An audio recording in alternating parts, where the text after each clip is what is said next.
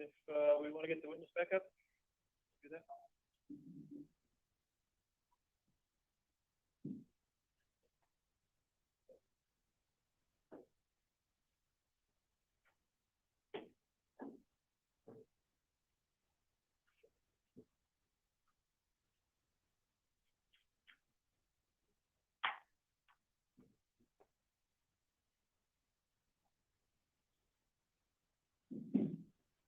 You never mentioned those things. Yeah. Come on up, back up to witness.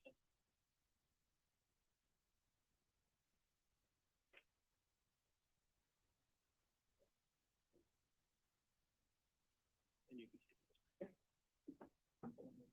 I'm just standing up while I can.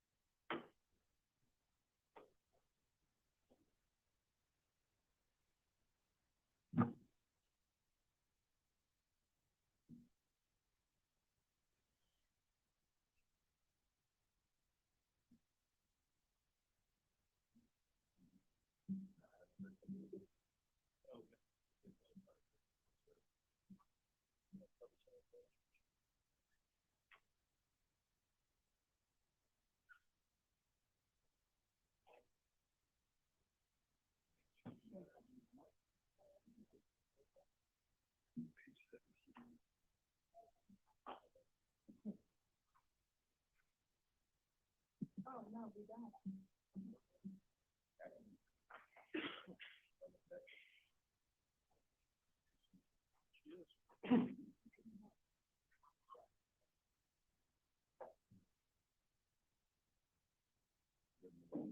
Okay,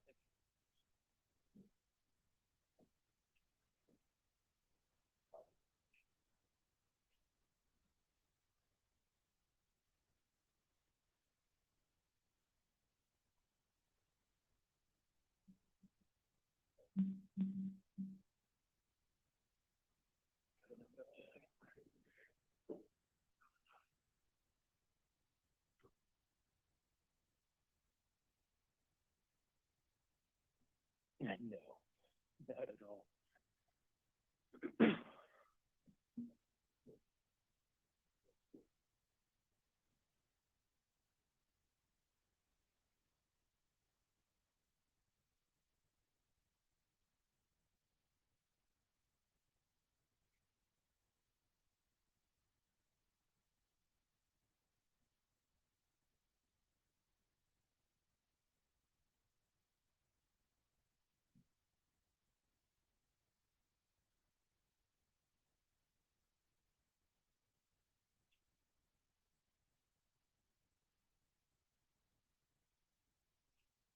All rise for the jury.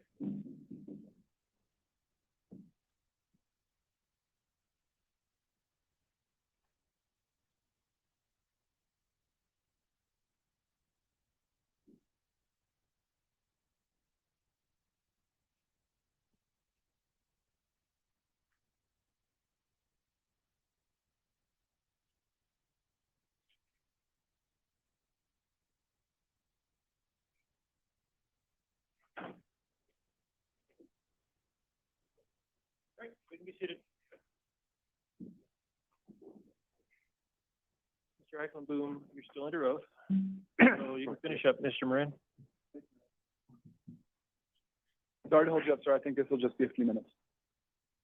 There was discussion, if you'll recall, on cross-examination where you were asked whether or not you had reached out to law enforcement and told them what to do. Do you recall that line of inquiry? Yes, And you did not send off a list of instructions. Is that all right? Accurate?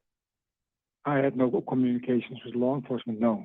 But in your report, you did describe things that could be done with items of evidence that you'd observed. Is that accurate? And if you need to refresh your recollection, I've got your report right here.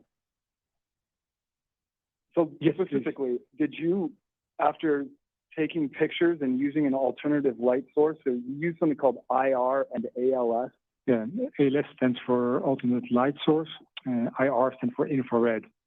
And so when you use those tools, you can see things that should be examined further. Is that right?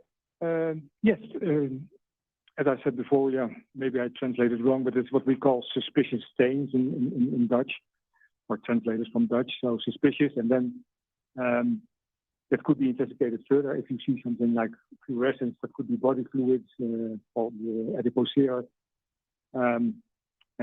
Yes, of course, that could have been investigated further then after that. And those things stand out to you as a crime scene investigator and analyst because those are DNA-rich items, adipocere. Yeah, adipocere, yes, of course, and blood as well. So yeah, that would have been of interest. So with your infrared and the alternative light source, you saw presumptive adipocere, pointed it out to the government. Is that right? Or at least pointed it out in a report that was provided to them.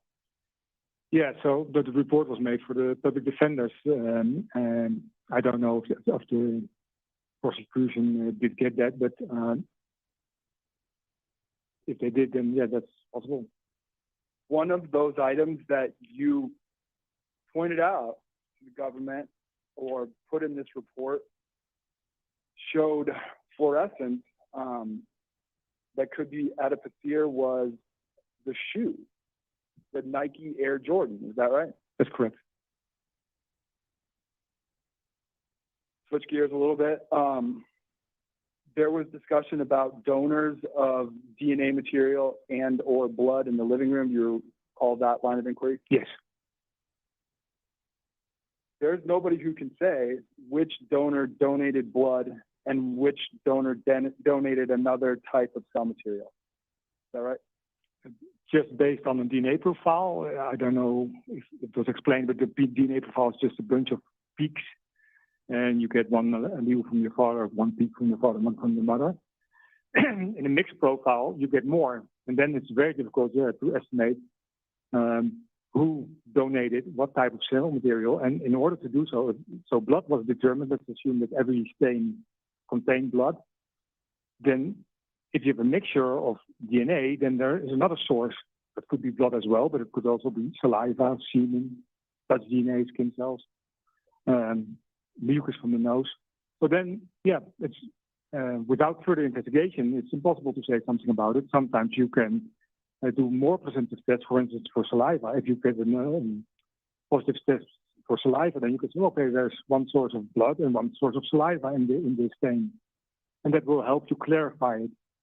In this situation, there was only tested for blood as far as I could see.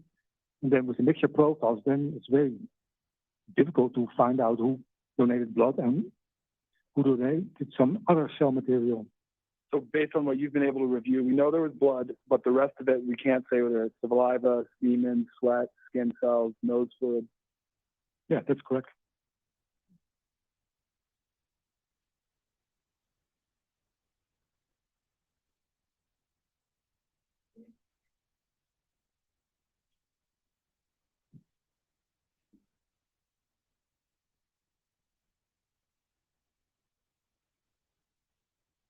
There were some questions about how you had not been in Mr. Redwine's house.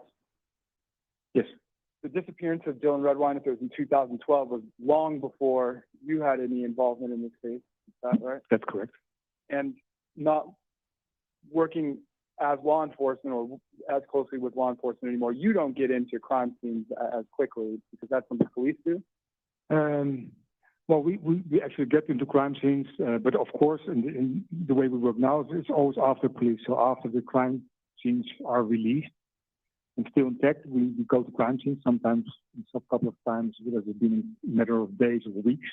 But after release by police, so it's always later, and it's not as fresh anymore. And of course, evidence is taken away, and sometimes the crime scene is manipulated by police officers. I mean, you really wouldn't want to be in there. The responsibility for preserving it and collecting items falls to them, and you don't want to mess that up. Leave it to the authorities, right? Yes. So, yeah. There's some discussion about the banana peel sticker, which I know feels somewhat silly to be talking about bananas here, but if that banana, did you see images of a decomposed banana, a biodegrading banana, perhaps? Yes, I think we actually saw it also during the evidence view, but it was very difficult to recognize. And I'm not an expert in decomposing banana peels, but I think it was described like that. And yeah, in my opinion, it could be part of banana peel. In your opinion, as an analyst of things collected at crime scenes, would a sticker melt through the banana peel and onto a shirt and adhere in the way that sticker is adhered to the shirt in front of you? That seems very unlikely. As I said, we find all kinds of materials, especially in the case with prostitutes killed in parking places in Holland. Holland is very small and so very dense, but we have a lot of banana peels, cans, or everything, makeup you can imagine. But yeah, it's more or less what happens then is that it is near the body or on the body, sometimes by coincidence, but it is not stuck to it. So that's maybe the only difference in this situation is that it's kind of interesting or special observation that it was sticky on the clothes. Is it consistent with competent practice to throw items of evidence near where bones of a child are recovered in a bag with a banana peel? Well, as I explained how you would expose a crime scene, if you find bones, human bones, then of course, I said you want to preserve a large area, especially in this situation here, and you would put a crime scene tape around it, and then you have that situation on. You don't want to bring anything of evidence into the crime scene, so you can bring of course your investigational tools, but you're not eating at your crime scene. So yeah, you try to stay out of it. So you stay out of a certain perimeter where you think evidence could be. You don't want to add any evidence of investigation. You discussed looking at the wires on the earbud, and in your estimation, those earbud wires it's what you see is consistent with an animal biting through there? Objection. That's not quite what he said. He said No. one or the other. I believe that's your objection. Yeah, that's not even close. He said cut, and then he said possibly a claw, I believe. And this is a leading question on an entirely different answer. All right, you've made your point. You can answer the question if you want. If you want to ask it again, ask it again. Sure. What are the things that you considered, and was animals one of them with respect to whatever caused the damage to that earbud wire? No, so we reviewed the earbuds. I'm not aware of how important the earbuds were, but as a part of the review we did that. And the cut is not said like that it must be a knife or that it must be a claw. It's an observation. So not with the intention to say, well, it must be coming from a knife, must be coming from a claw or something. The cut is just, as it says, something probably looks like sharp cut through it. And then, yeah, you can imagine yourself what type of objects could have caused it. Are rodent teeth sharp? Yes, sometimes. Dismemberment, in your experience, does it involve a lot of blood? Objection asked and answered, and we're circling back, Judge. Well, it has. Someone sustain that. There was a second part to this, that I don't, Well, let's hear the second part. sure. Even when a heart's not beating, dismemberment involves a lot of blood. One, that's a leading question, okay?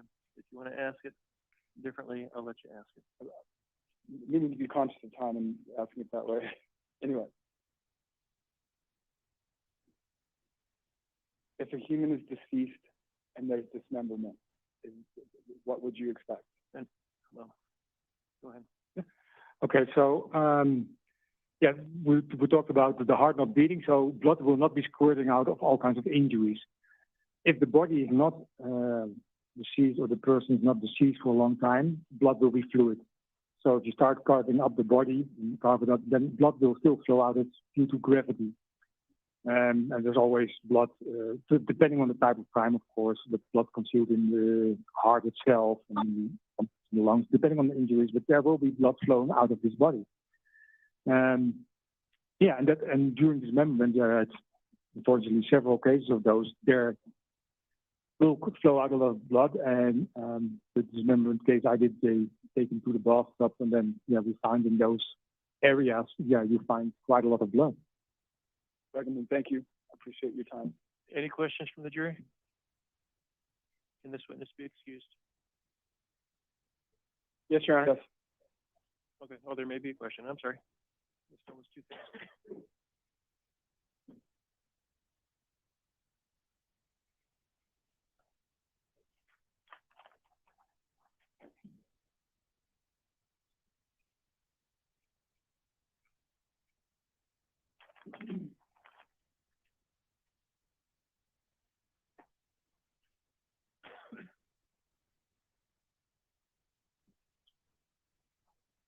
Thank you.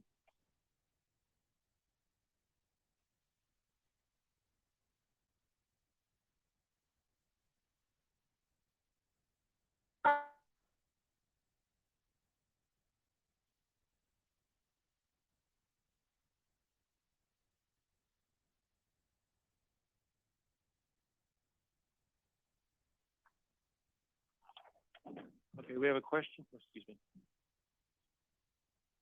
We have a question from the jury, but I don't want you to answer it, okay? I'm just reading it for the record. Okay. What made you want to take this case? Because you had a choice.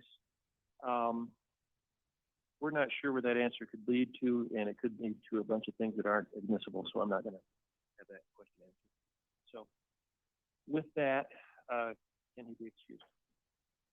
Yes, Your Honor. Mr. Moran? Yes, thank you. Okay, thank you very much. You're free to go.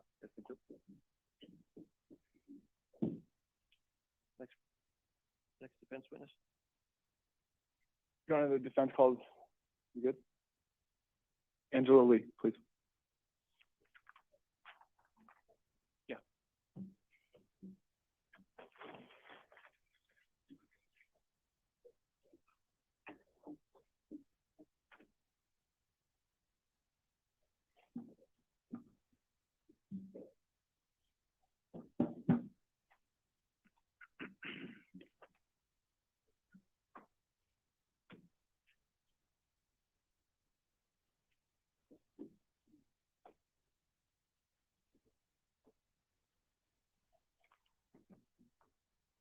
Ms. Lee, come up to the witness stand up here, please.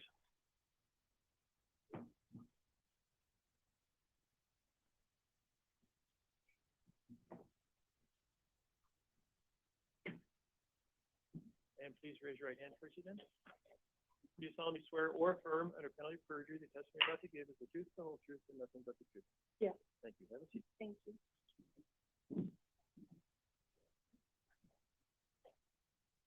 Ms. Lee, good afternoon. Hi, How you feeling?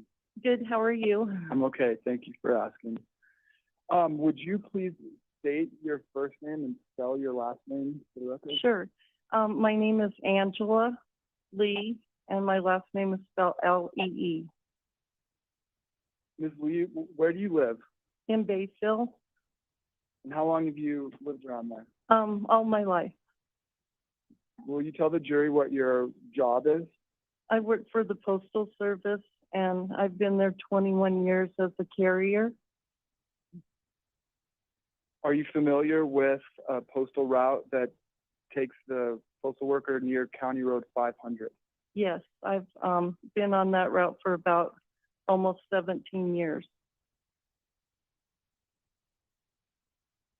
Does that 17 years around that postal route Yes. give you a familiarity with the area in general, the Yes. Vallecito area? Are you familiar with the locals, or in particular the year-round crew? Yes, Are people in that neighborhood and in Vallecito in general shy around strangers? yes. They have their own little, ways up there, so everybody kind of keeps to themselves or talks to each other up there. So shy towards outsiders. Yes. How about police? Yeah, I would say they are shy towards them too. In 2012, did you deliver to everyone who lives at Vallecito Lake? Yes, And did you deliver all up and down County Road 500 and the various roads that come off of it? yes, Are you able to picture the numbers to every address up around Vallecito? yes, And are you able to picture, if not all, most of the full-time residents that live Yes. up there now? And would you have been able to do that in 2012? yes, And outsiders stick out. Is that fair to say? yes, Then as well as now, right? right.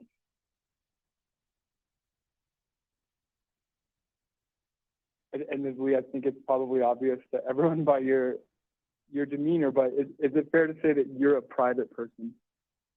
Yes, pretty much. A little shy. Right. I will try to make this quick. Do you have any interest in being involved in this? No, And is it uncomfortable to speak in public? a little. What you're doing here, do you believe it is the right thing to do to tell the limited information you have? Yes, yes, And do you have any interest in the outcome of this trial aside from a general hope that the right thing happens? just that the right thing happens. When you spoke with law enforcement back in 2012, was it your goal to try to help find Dylan Redwine? Yes, And did you ever feel like words were being put in your mouth? no, Did you ever feel like you were being accused of doing something wrong? no, How about feel like it was being suggested that you had involvement in what was going on with Dylan's disappearance that didn't apply to you? well, at one point, one of the detectives asked me, where were you when Dylan went missing? And what time were you up here delivering mail? And that kind of made me feel like, what? So you were asked a question in a way that caused you to think that you were being asked whether you had something to do with his disappearance? Objection. I'm going to really request that counsel not ask leading questions. I've made this objection multiple times. This is his witness. Is your witness, Mr. Grant, and so you can stop. Ms. Lee, Uh-huh. when you had that feeling that you were just describing, that it was being suggested that maybe you had something to do with it, was that after you talked about after you'd had several conversations with them about your familiarity with the When area? was that in relation to? That's how you ask that question without leading, okay? When was that in relation to? And then you're not leading the witness. If you Okay. understood it that way. That was 2 or 3 months later down the road. Okay. At that point, when the question was asked that you interpreted that way, had you had several other conversations with them? With the detectives, yes. So it was sort of well into things, or months into things? Is that what you just said? Actually, these are all leading questions. They They are. You're right. I'm sorry. I'm just trying to help out a shy witness. I beg your pardon. And the speeches from counsel are inappropriate, Judge. All I'm asking is that he follows the rules of evidence. Go ahead, Mr. Moran. Ms. Lee, did you ever see Mark Redwine and Dylan Redwine while you were delivering mail? Yes. And what did you see them doing? They were out in the yard, and a couple times I would see them like playing ball, and I'm not really sure what all they were doing, but they were out in the yard doing different stuff. And how many times would you say you saw them out there? Just here and there. Like, maybe once a week for a little while, and then not see them at all, and then later, a few months later, see them. And how far is the mailbox from the front door at Mark's place, if you had to guess? Not very far from where I am to a little bit further than the door. Okay. So pretty easy to see people, or? Yeah. Would Mark say hi when you dropped off the mail? Yeah. If he was outside, he would always say hi or wave or something. And did you ever get close enough to get a look at what Dylan Redwine looked like? Yes, I saw what he looked like. And in observing what he looked like, were you able to tell what color his hair was? Blonde. About how tall he was? Pretty much, yeah. Roughly his age and build? Yeah. And it was obviously that he was a boy? Yeah.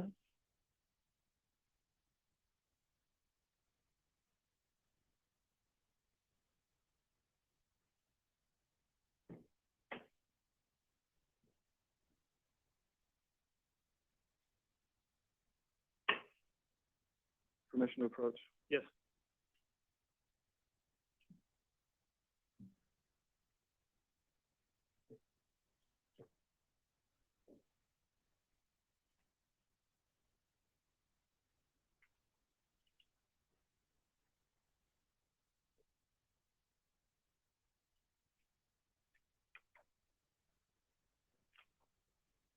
Ms. Lee, would you mind flipping through those and let me know when you have had a sufficient chance to review them? I have.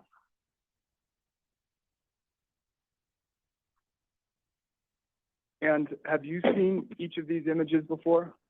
Yes. Even the last one, the one in the airport? Yes. I saw that, I think, for the first time in the paper, or in the Durango Herald, I think. Are these all images that are fair and accurate representations of images that you have seen in the past? Yes. John, I'm going to move to admit these.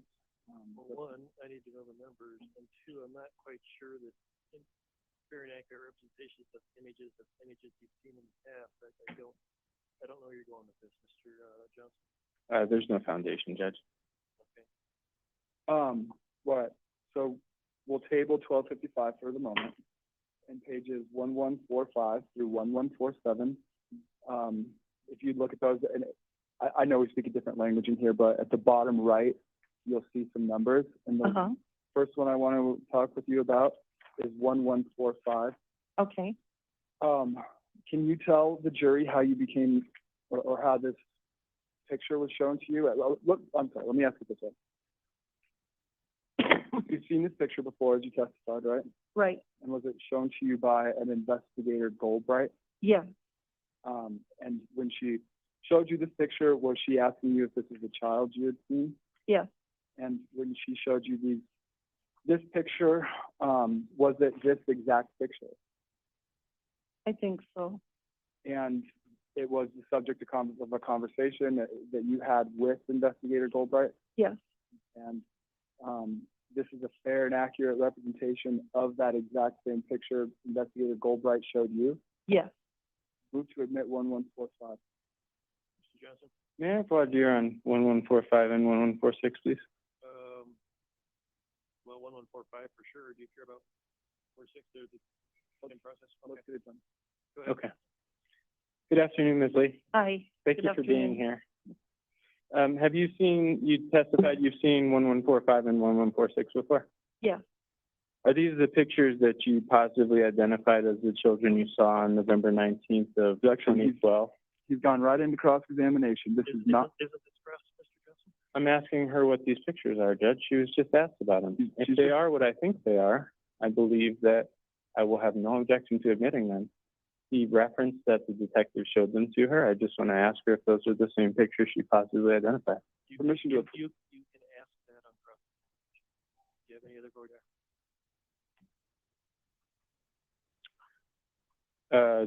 No, I don't. I would stipulate to their admission, Judge. All right, they're both admitted. there's one additional one. Do you have strong feelings on 1147? No, I would agree to that as well. Okay, it's admitted.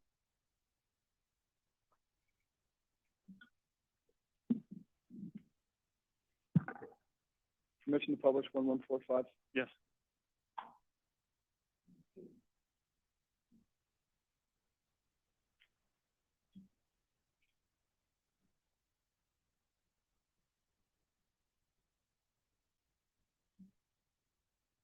I think that's, you get input one. Yes.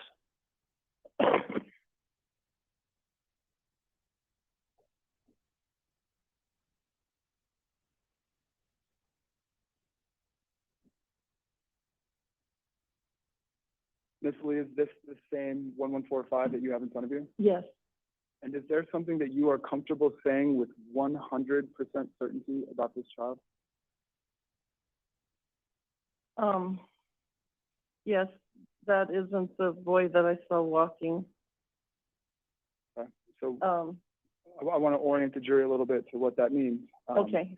So the boy walking, who's the boy walking and what day are you talking about? Okay. The day that Dylan was missing, the following day is when I found out that he was missing. So the day he went missing, I was delivering mail, and two boys walked, they were kind of walking down in a bar ditch in front of a house. And I kind of glanced at the boys, and one kind of reminded me of Dylan. And but I wasn't really paying that much attention because I was trying to do the mail and get everything done, and so I just kept on going. And then that information became known to law enforcement, Yes, not by me, but yes, but then law enforcement followed up with you and they talked to you about what you'd seen. yes, And you relayed to them accurately that you thought you'd seen Mark's child.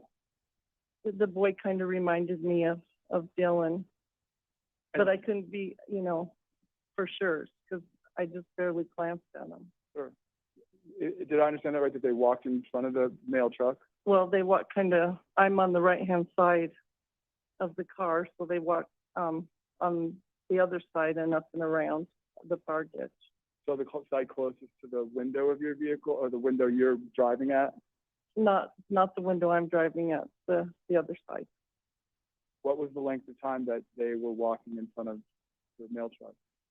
Not very long, just took a second for them to walk across, and I was already at the box site before they even got across. And as they passed, what did you think to yourself? I really didn't think that much of it. I just kind of took notice that it kind of reminded me of him and Reminded you of of Mark? Dylan, yeah.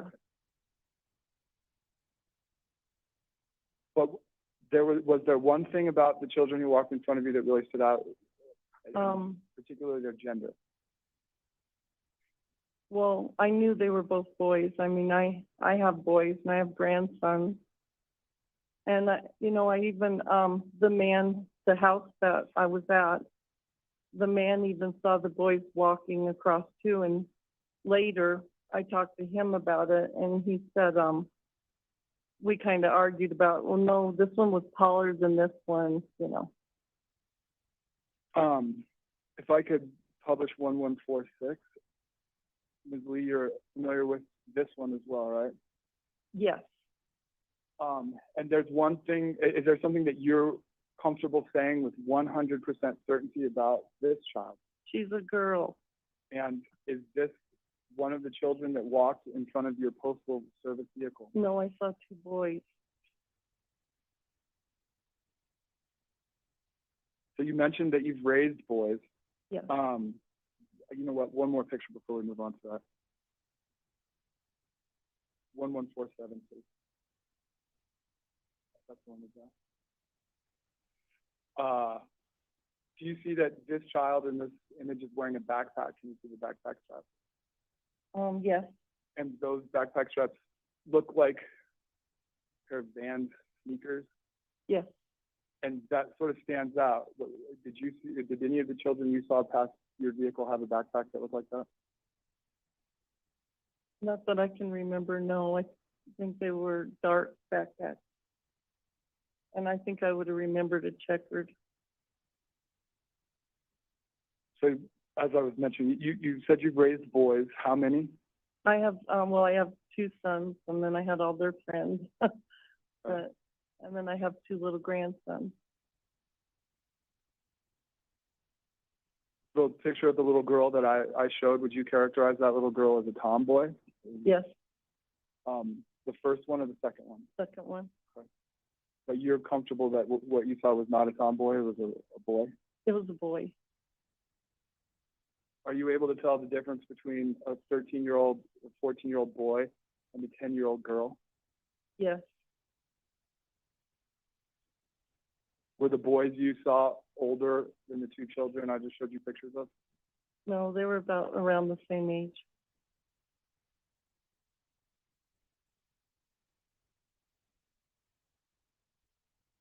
Have you spoken to law enforcement more times than you can count about what you saw in November 2012?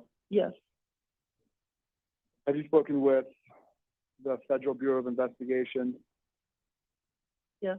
the La Plata County Sheriff's Office? Not so much. Investigator Goldbright, Investigator Cowing, Investigator Gabbard, have Yeah. you spoken with all of them? Mm-hmm. How about Investigator Patterson? No. How about the prosecutor? No. You haven't spoken with this gentleman here? Yes, like, I can't remember, 4 or 5 months ago. When you first started speaking with law enforcement in this case, is it fair to say that you were happy to help? Yes. And did that begin to wear thin at some point? Yes. Did you feel heard when you were at the DA's office and you were saying you saw boys? Did I feel what? Heard. Yes. Did you ever feel at some point like people didn't want to hear that you saw boys? Objection, asked and answered. He got his answer. There's a lot of other folks, and I know the answer to this. I'm just concerned about nerves here.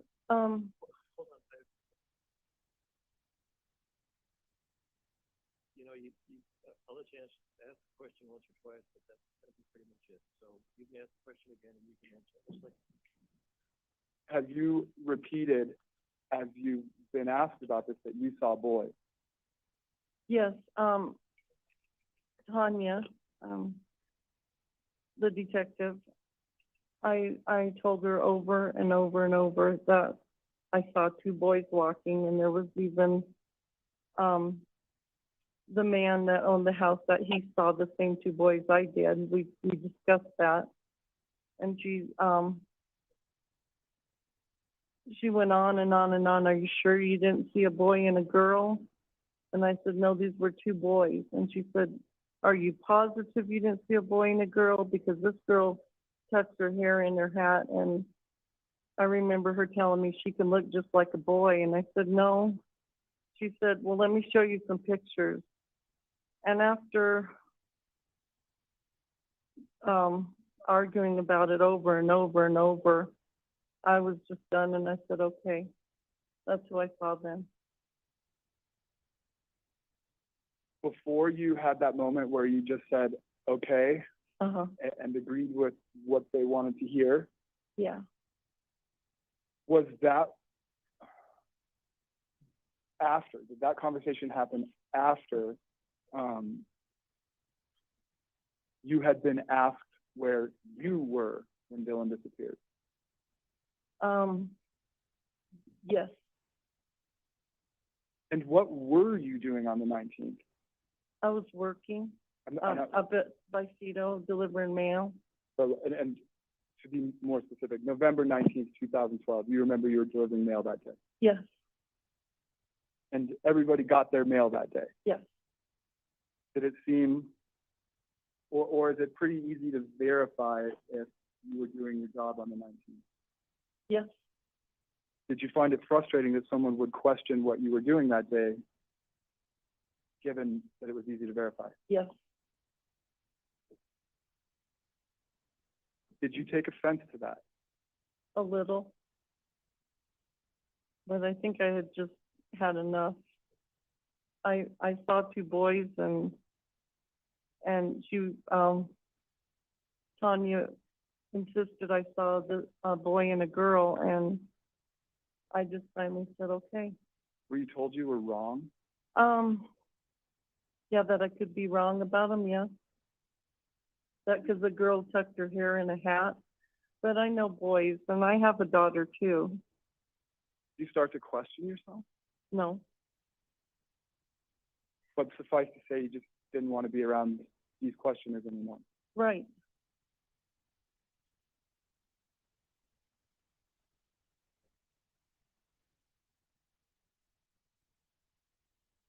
But, you know, There's no Hold question on in front of a you. second. okay, You have to wait for a Sorry. question. okay, sorry. This is a strange room.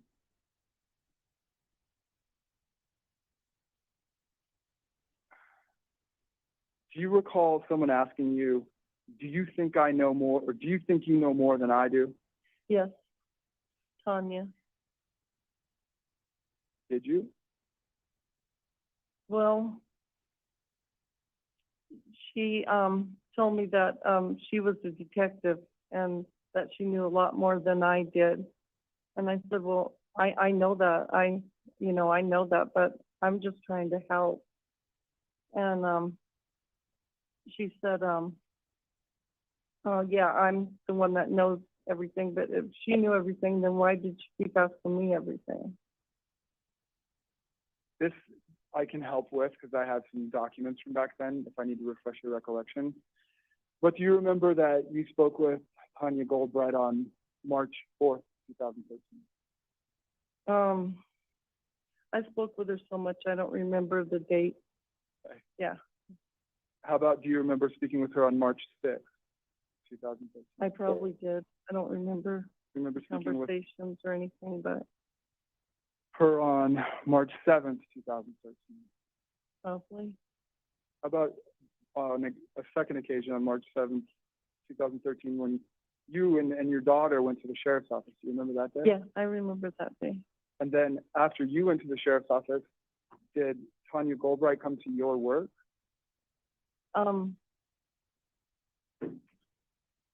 She said that she, came back by my work, but see, I don't really remember, but I'm sure she did. And then if that happened and you're sure she did, or at any rate, on that day, did Tanya Goldbright also come to your house? Yes, Did it ever feel intrusive?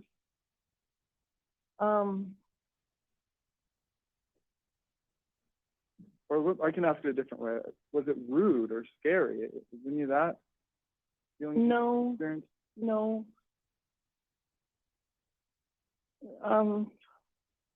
She was, I mean, I was just trying to help, so I was willing to do whatever, answer anything I could to try to help.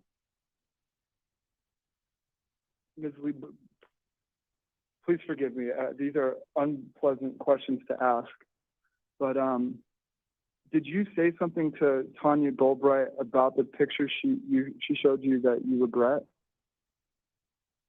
Yes, but I didn't think that it was gonna amount to anything if I said it was a boy or girl, because I was done trying to tell her that I'd seen two boys in the first place.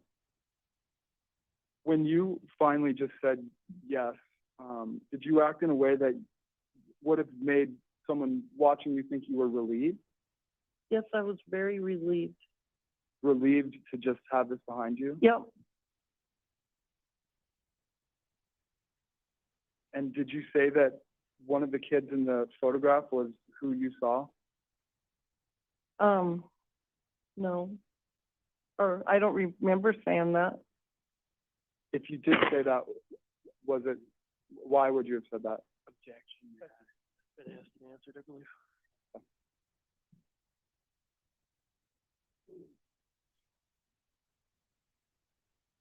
When they were asking you about these pictures, were you expressing that you were confident to them?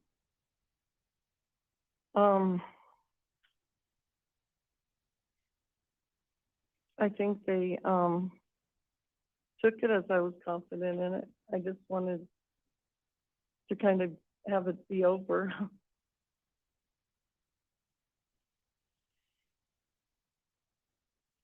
Well, sometimes I'd get like 6 or 7 calls a day, and I was just kind of tired of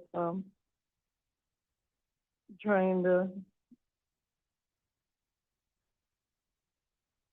It wasn't just about Dylan, but I mean about the pictures here. Let me talk to you about that a little bit. Okay. You remember in approximately March 6th or so of 2013 that you had mentioned how Dr. Phil had almost cost you your job. Yes. And why did the Dr. Phil footage of you make you worried about your job? Because my boss told me that anyone with the Postal Service should not be on that show, and it could cause problems. So I asked the Dr. Phil people that I was talking to, you're not going to put me on the show? And they said, no, we are not going to put you on there. And they did anyway. So can I ask what this is about? Was this got to do with the investigation or anything? Yeah, approach. Yeah. This is I not don't normal. understand it. Yeah, I don't know where you're going.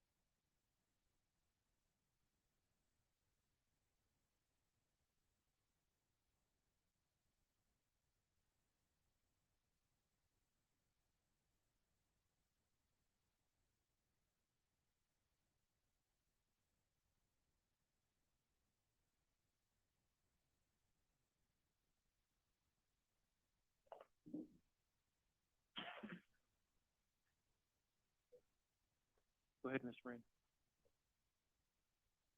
On March 7th, 2013, do you remember saying that the boy with the blonde hair had on a backpack? Yes,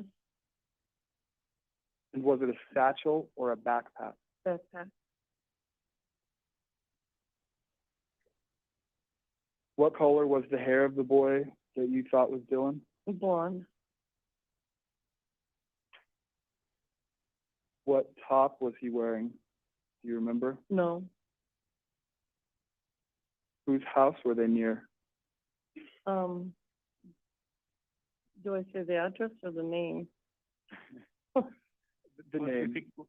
Jim What- Adcock's house. Nope. Oh, sorry. Never mind. Also near Mr. Redwine's house. I'm sorry, what? Were you also fairly near Mr. Redwine's house? I'm quite a ways away, Couple blocks? couple miles.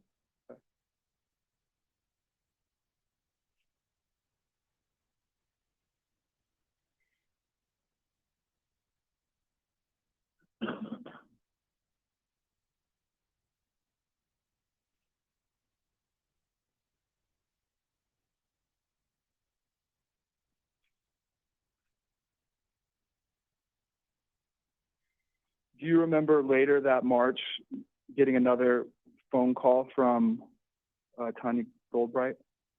Not, I can't remember. Was there ever any point where you expressed to Investigator Goldbright that you were trying to back away?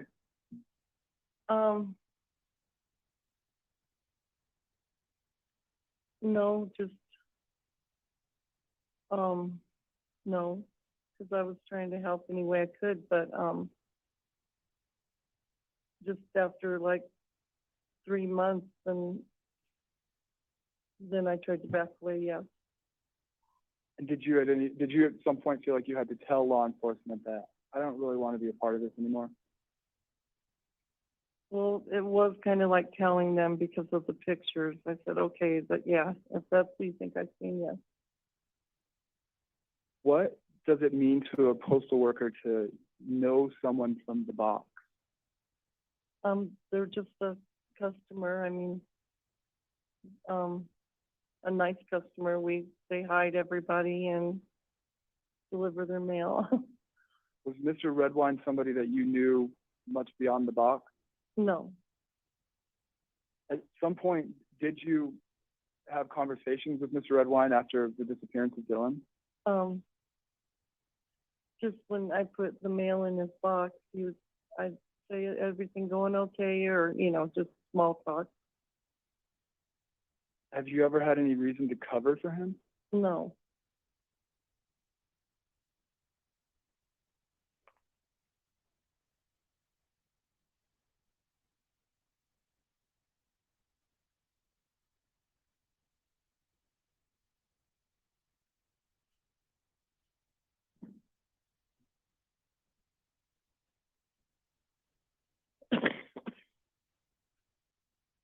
Ms. Lee, do you remember that on November 20th, that you got a phone call from Investigator Cowling?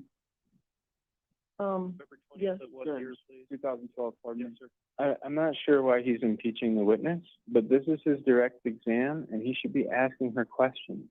Well, you can ask questions directing her to a date, and a phone call.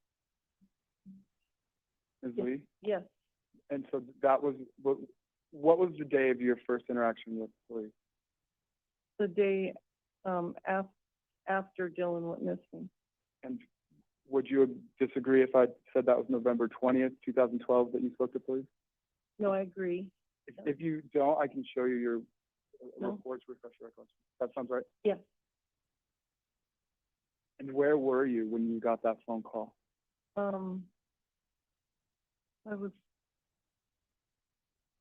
I was still at work, yeah. I was at work. And did you tell Investigator Cowling what you had seen the day before?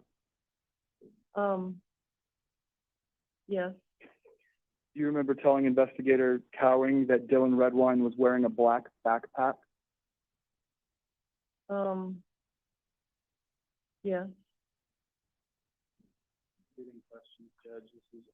I don't know how many times I've made this objection, but counsel continues to put forth information to the witness, his own witness, to get the answers that he wants. This really is setting up impeachment, but I'm happy to. Well, It's not a thing, Judge. I don't even know how to respond, is why I'm silent, Mr. Johnson. Thank you. Okay? I mean, I'm having trouble responding. Would you please just do things right? And I know that's not a very good legal order, but stop leading. At the point when you described that backpack, how many flyers and pictures of Dylan Redwine had you seen? None.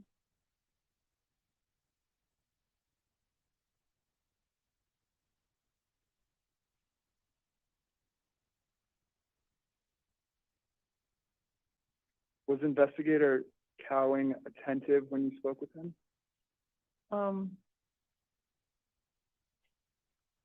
Yes, he called me and, he asked me if I knew anything, and I said, no, I don't really know anything. I saw a couple of boys walking yesterday, but now I'm not saying that was Dylan.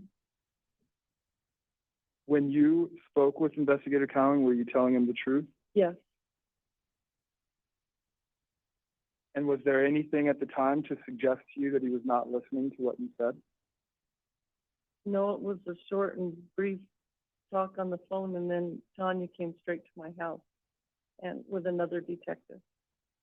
So did you tell, I'm happy to approach on this. I prefer to clear this than draw further ire from the why court. don't you come up and tell us what you're trying to do?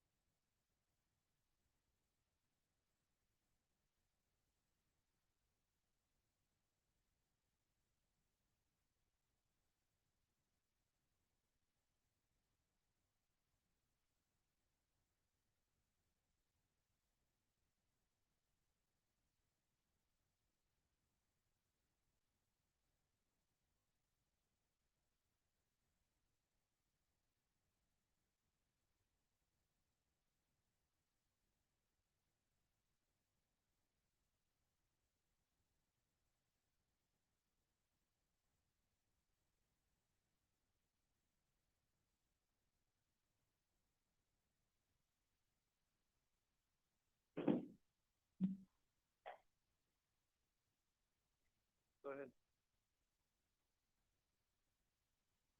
Miss Lee, Yes. what you said to Investigator Cowing was that you were absolutely sure that you saw Dylan Redwine. No, that is so not true. Okay. I didn't call Hold him, on. he called me. That's all I was meaning to ask with that question. Okay. And the phone number that Investigator Cowing reached you at, would you agree that that's 769? No, I don't want that on the record. Why is, You're right. Thank you Okay. for catching that. Thank you. that's why I didn't want the other name in either.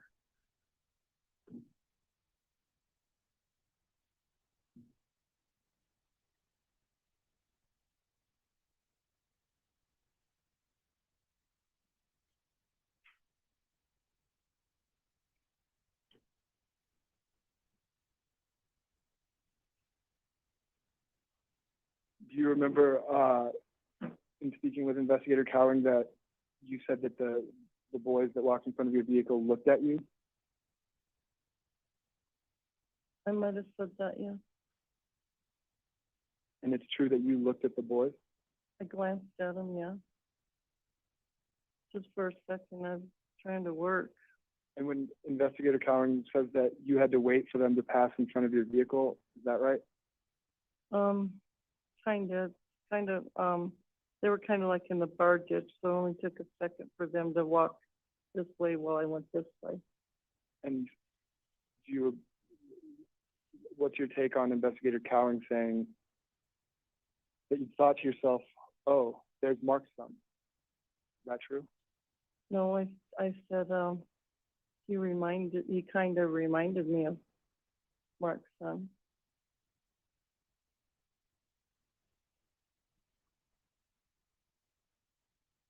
Do you recall saying to Investigator Cowing that you were positive? Objection, Judge. No, I did not Hold say on, that. hold on. You know what? I Objection, withdraw my objection. Actually, the problem is this has been asked and answered, but if she's going to answer it the same I don't know how much further you can go. There were Aren't we just going over the same thing over and over? there were a couple of ways that Investigator Cowing reports that was provided to him, and I'm setting up the impeachment that I want to ask him the words that were used that are in his report. You can go through each and every one, I guess. How many are you looking at? One more. All right. Did you tell Investigator Cowing on November 20th, 2012, that you were absolutely sure you'd seen Dylan Redwine? No, That did ask. That's already been asked. All right.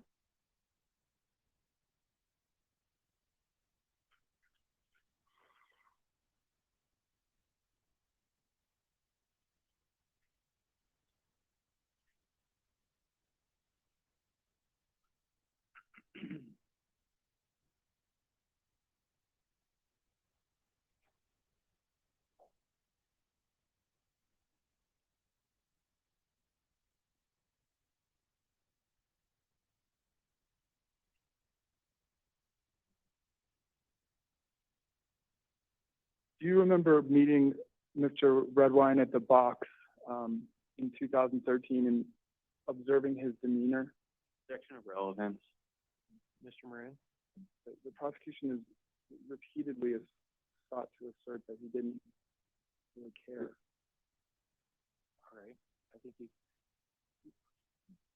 um, hold on. I haven't ruled yet. okay, Okay. And I know you can't see me, okay, but I can see you through the okay. camera. Could you set that up a little better, Mr. Moran? Unfortunately, I've oriented it around something Your Honor has taken exception with me asking about. In the spring of 2013, do you remember seeing Mr. Redwine in his yard, at his mailbox, or in any other way interacting with him? Yes, I remember seeing him And did you speak with him at any point that spring? here and there. Do you remember how he seemed, what his mood was? Did you notice anything about that? He seemed upset.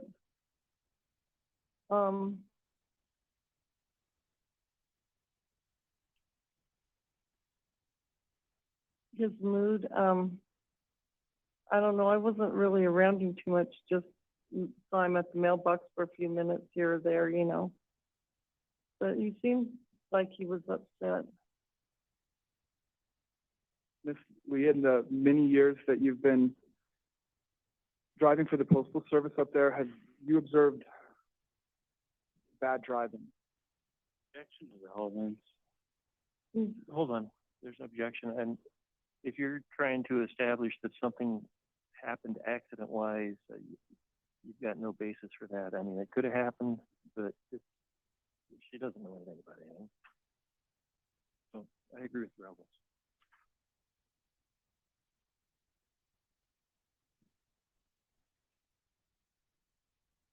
Ms. Lee, is there anything that would have been interfering with your ability to observe clearly on November 19th, 2012? No. Nothing, I can think of anything. Thank you. I think the prosecutor will have some questions for you. Okay. Go ahead, Mr. Johnson. Thank you, Your Honor. Good afternoon, Ms. Lee. Hi. I understand you've been talked to a lot, so I'm going to just walk slowly through some things with you, okay? Okay. And I'm going to ask you some questions that the defense counsel asked you, and I'm going to ask you several that he didn't, okay? Okay. So let's start overall. Let me just ask you, have you maintained throughout the entirety of this case that you're never more than 60 or 70% sure that it was Dylan that you saw? For sure it's no more than that, and I wouldn't even say that much, really. Maybe 50, maybe 60. Okay. This is the percentage you'd put on the short time you saw the two boys that day, Yes, whether one of them was Dylan. right. Okay. And you explained that back in November of 2012, right? Right. And you explained that again in March of 2013, right? Yes. March 6th. And then even in October 19th of 2020, you explained that very same thing, right? Yeah. Okay. I was never sure, ever. Okay. Let's go through some more of the details. So I think you explained this, but it was never one child that you saw. It was two children that you saw. 2 boys. So if it was Dylan on that 50 or 60% chance, Dylan would have been with another child when you saw him. Yeah, And it was about 2 p.m. when you reported seeing the two children, correct? probably around that time. Okay. 1:32, I don't remember. 1:30 to 2? Yeah, And was that the only time that day that you saw two kids walking like this? yes, You mentioned that you didn't report it yourself because you yourself were unsure. exactly. I would have never called and said a word because I wasn't sure. Okay. But instead you were talking about it at work and a coworker overheard you? Yes. And that called. was that Jessie Basgard? Yes, she called. And she overheard you and called and told law enforcement, and then that's why law enforcement called you. And that's how I got in this. Okay. Okay. All right. Well, you're almost done with this. Okay. But you didn't see Dylan very often over the months before he disappeared. Am I right about that? Right, just here and there. Okay. And I think what you had previously said was Mark wasn't home a lot, but you knew by his mail when he was. Yes. And then I think you also said it had been about 2 or 3 months dating back to the summer when you last saw Dylan at that home. See, I can't remember now. That's okay. Because on March 4th of 2013, you talked to Tanya Goldbright, and I think you said it was around August or September of 2012. Does that sound right? Probably I've talked to her a lot back Okay. then. So let's start to talk about the contacts you have with law enforcement, okay? Okay. So you had reported all along and still today that it was 2 kids, not 1. Right. There And were 2 boys. Okay. 2 boys. Mhm. And early on, were there efforts to find out who the other boy was? Yes. So were you showed, for example, on November 23rd of 2012, Facebook pictures of all of Dylan's friends? Yeah. And the point of this was so that maybe you could say there's the other kid with Dylan, right? Yeah. And then they could talk and confirm that Dylan had still been walking around that day. Right. But when you did that, you were unable to identify any of those second children as being Dylan. Right. And my daughter, she tried to see if she knew any of them, and she didn't either. Okay. So you also were made aware, so this was the early phase of the investigation, but law enforcement was checking. They were taking your information just in case and trying really hard to see if it was Dylan, right? Yeah. And they had checked with every kid that knew Dylan and knew that none had saw Dylan at some point, right? Right. And then you didn't see any of those kids in those pictures either. No. Now, the kids that you saw, that was a brief look because you were busy and you were working and they were walking across the street, right? Mm-hmm. And I think you mentioned you had 1,200 families on your route and you don't know everyone on the route necessarily. Right. And with that original early reports, you said it looked like 2 boys, right? Yeah. You said one had blonde hair like Dylan and one had dark hair, right? Yeah. I think I remember the other was dark, but it's been so long ago. Sure. And you said they had their hoodies up, right? Yeah. As far as I can remember. And you said 40% sure that they had backpacks. Yeah, see, it's been so long, but I'm sure if I said it back then that they did. Okay. And I think you described that they were not exactly side by side, but they were 4 feet apart, like kind of staggered apart. Does that I sound- remember that. Okay. Mhm.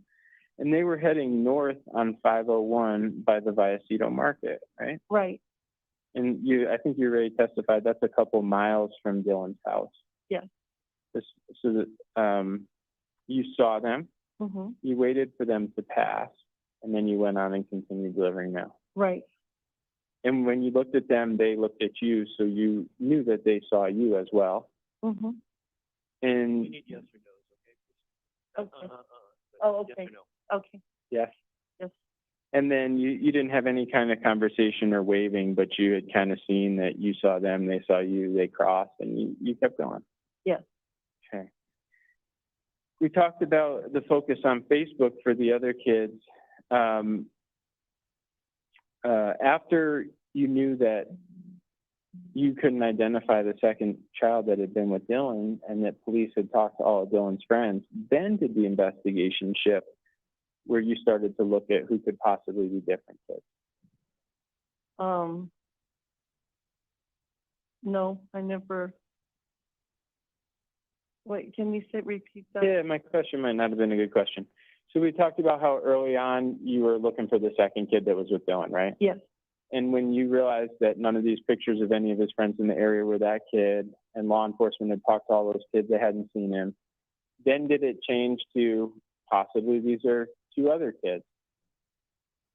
Well, I thought that from the beginning. I didn't know if that was him. It just, like I said, I wasn't 100% sure. I saw two boys, Okay. and one kind of reminded me of Dylan, but I never said that was him, and I wouldn't even called in the first place. Okay. And so did you start to look at yearbooks with investigators just to see if you could identify the kids that you did see? Yes.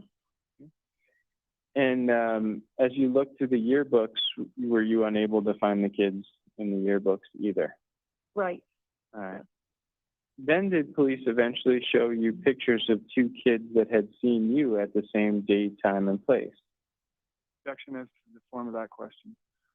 I think you threw some stuff in there that I don't think she may or may not know, but that came, Well, can I respond, Judge? yeah, please. I would prefer that be done at the bench. All right, come on up.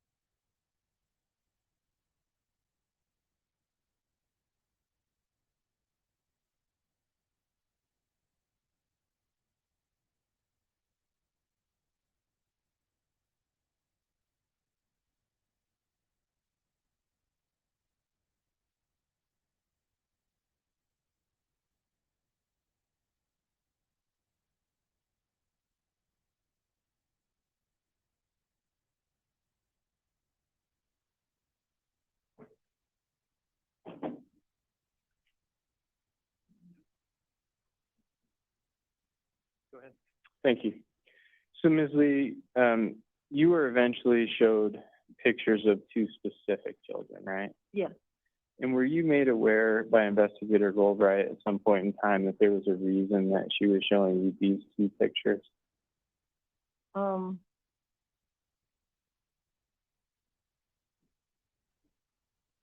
She just said at the time, Objection. Hold on. The- I think you can get by with a yes or no answer, and then the rest of it has to come through a different witness. Okay, sure. So can you answer yes or no without explaining? okay, yes, They weren't just two random children. There was a reason that she had explained, and this is a yes or no question, but there was a reason she had explained why it was these two particular children that she was showing you pictures of, right? I didn't hear. Did you say something? no, I was thinking about it. Oh, no, that's fine. I'm sorry. I thought maybe you nodded your head.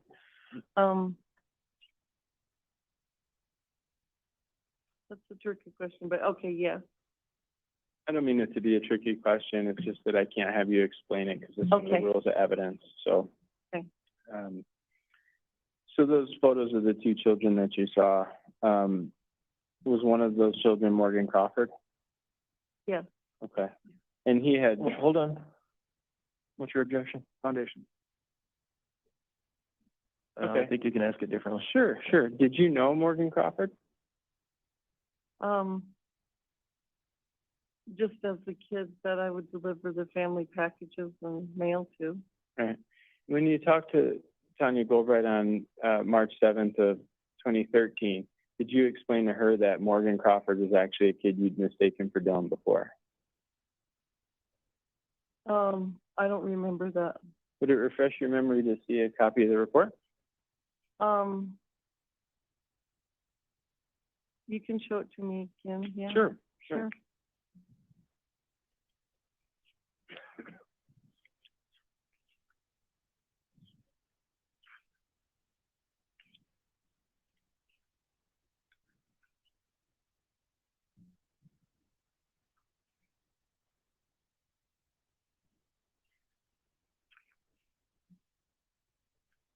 Just a moment, Your Honor.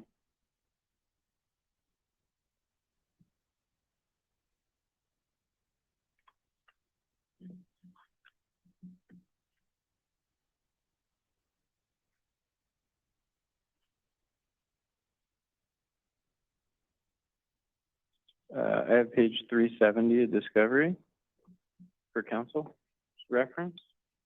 And this is going to be a report based on an interview on March 7th of 2013. May I approach? You may.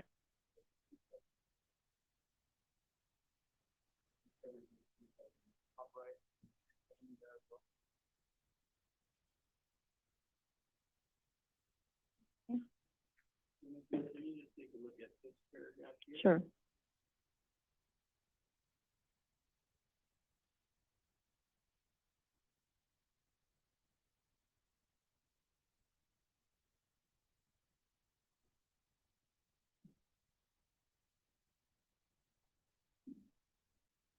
Okay. Okay. Okay. So, Ms. Lee, does that help refresh your memory? Yes. Okay. And is it accurate to say that you'd mistaken Morgan for Dylan before this occasion? I don't think that was the question we were refreshing on. It was the question he's refreshing on.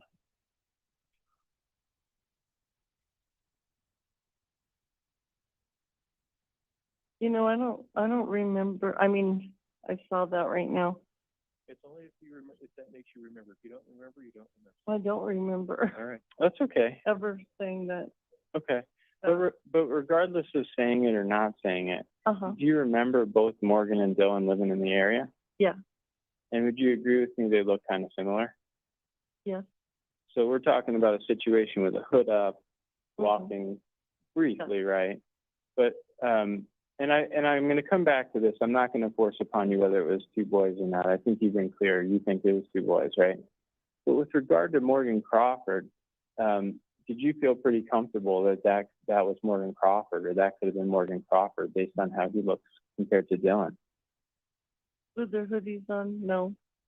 They could have, because like I said, I just glanced at them. Mm-hmm.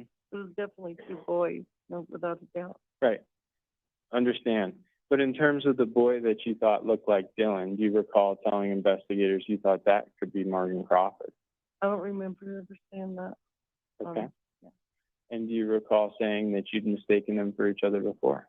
No, that's what I don't remember. Okay, so the mistaken them before part you don't remember. Right. But do you remember telling them that that could have been Morgan Crawford that you saw that day walking? I could have said that. Okay. You have a couple exhibits, may I approach, Your Honor? Yes.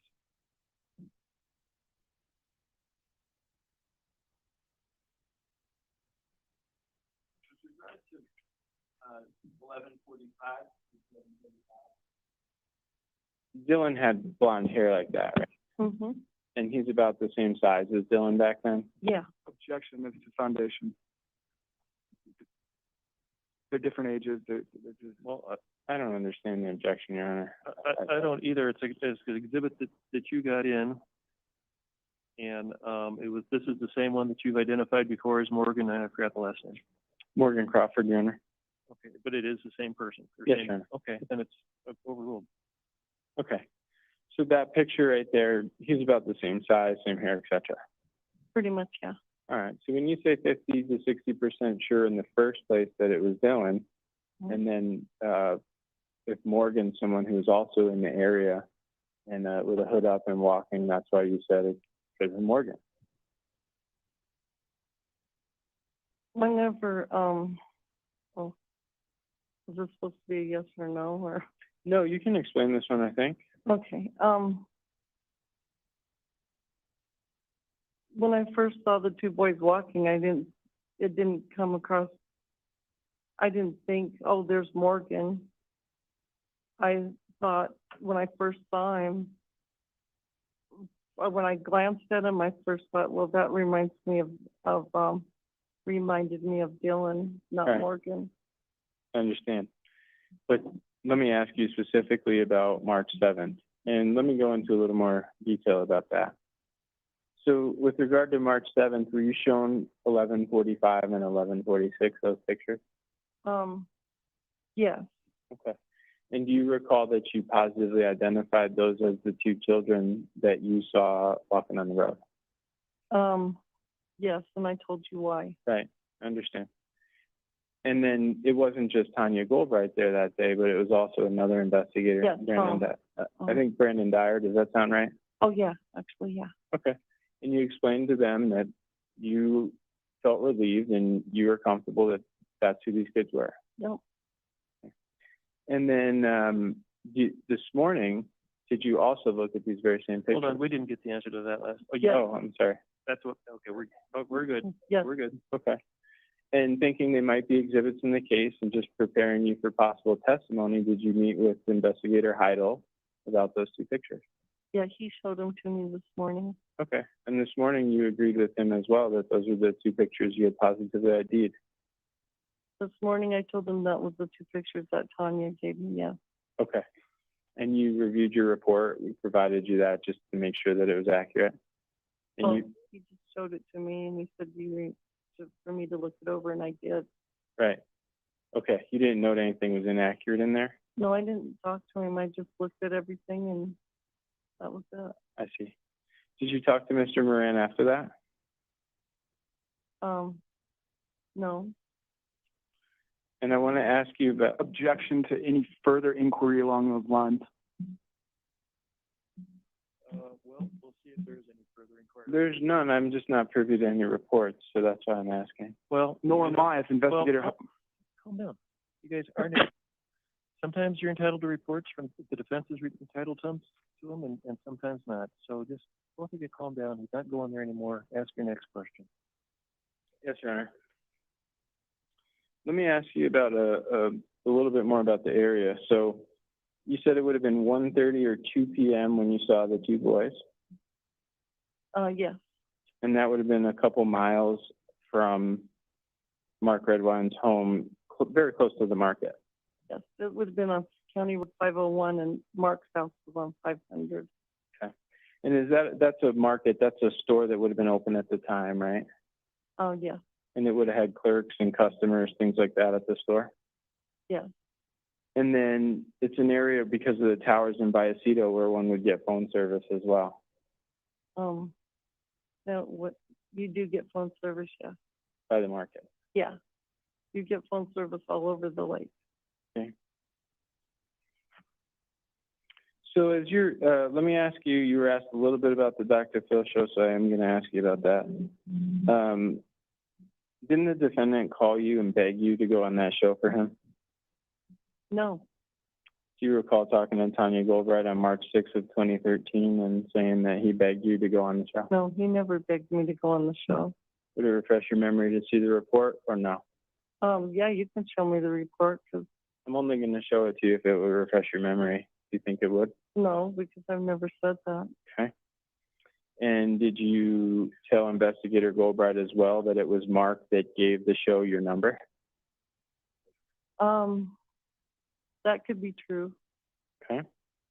And you felt at that time that you were misled by the show and comments were taken out of context by the show as well? I do, real strongly. Right. So the show took your comments out of context when you said that you didn't think Mark was the last one to see Dylan. They told me to say that. So they told you what to say then. Yes, and I had, my daughter and my aunt were there also. We were on the Objection, Your Honor. phone. Yeah, I was about to jump in. I don't understand the relevance to this on either side. I mean, I can move on. Move to strike. move on then, please. So, sure, I think the answer's on the record, right? I don't have any more questions. I just wanted to know the answer to that question. Yeah, but I don't understand why. I mean, your Okay. case is over with. I don't think anybody's going to show any more of that show, and I think. I don't want to show it. I agree, Judge. I don't want to show it. So from both sides, anything about the Dr. Phil show, I almost said Phil Donahue, I guess that shows how old I am. Anything about the Dr. Phil show, you just, except what was played earlier, anything you say about the Dr. Phil show, please ignore. Go ahead. So also, it's your testimony today too that on March 7th of 2013, your words weren't accurately captured then either. Right. And it's also even back to November 20th of 2012, you were very clear those words weren't captured accurately, that you were absolutely certain you saw Dylan, right? Yeah, I never said that. So on all these different occasions, it's incorrect. Right. But let me just ask you about your memory. Even as you sit here right now, are you more than 50 or 60% sure that could have been done? No. And could have it just as easily been Morgan Crawford based on what you saw that day? Yeah, but I do know it was two boys Okay. I understand that. and there wasn't a girl there. I understand.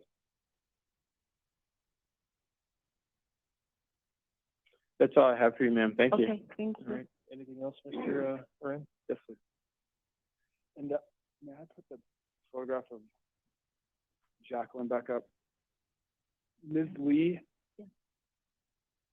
I see in these reports descriptions of hoodies. Is it your testimony that the hoodies were up or just that they were wearing sweatshirts with hoods? I think they had their hoodies on, but I can't remember. Would it refresh your recollection to take a look at several different reports describing it? Well, if it's in the report and I said that it had it up, they had their hoodies up, then they probably did. It does not say that they had them up. Action, Judge. Oh, no. Mr. Moran, And thing we talked about at the bench about, And in particular, because this is redirect, and there is a report that says it, and Mr. Moran's over here testifying. please don't give information like that. I don't even know, again, I don't even know how to control you at this point because of the way this whole conversation and direct has gone. So, do you remember, would looking at the report refresh your memory as to whether the hoods were up or not? Ms. Lee? Yes. All right, you can approach with the report.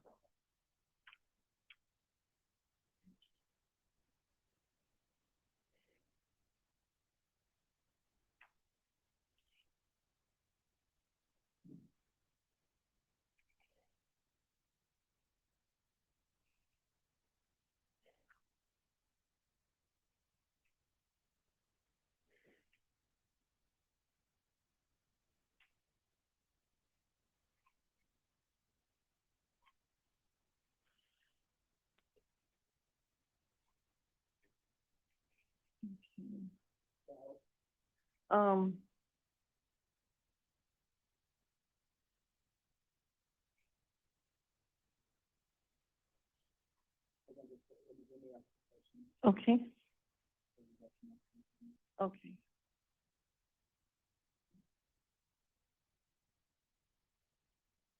So does that refresh your recollection about what you described with respect to hoodies?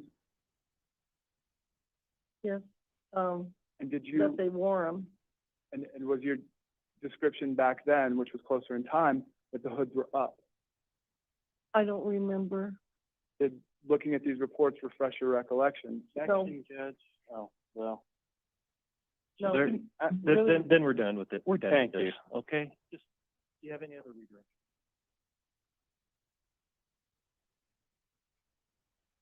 When you look at this child in the photograph behind you, Uh-huh, are you 100% certain that that girl is not one of the children you saw? yes.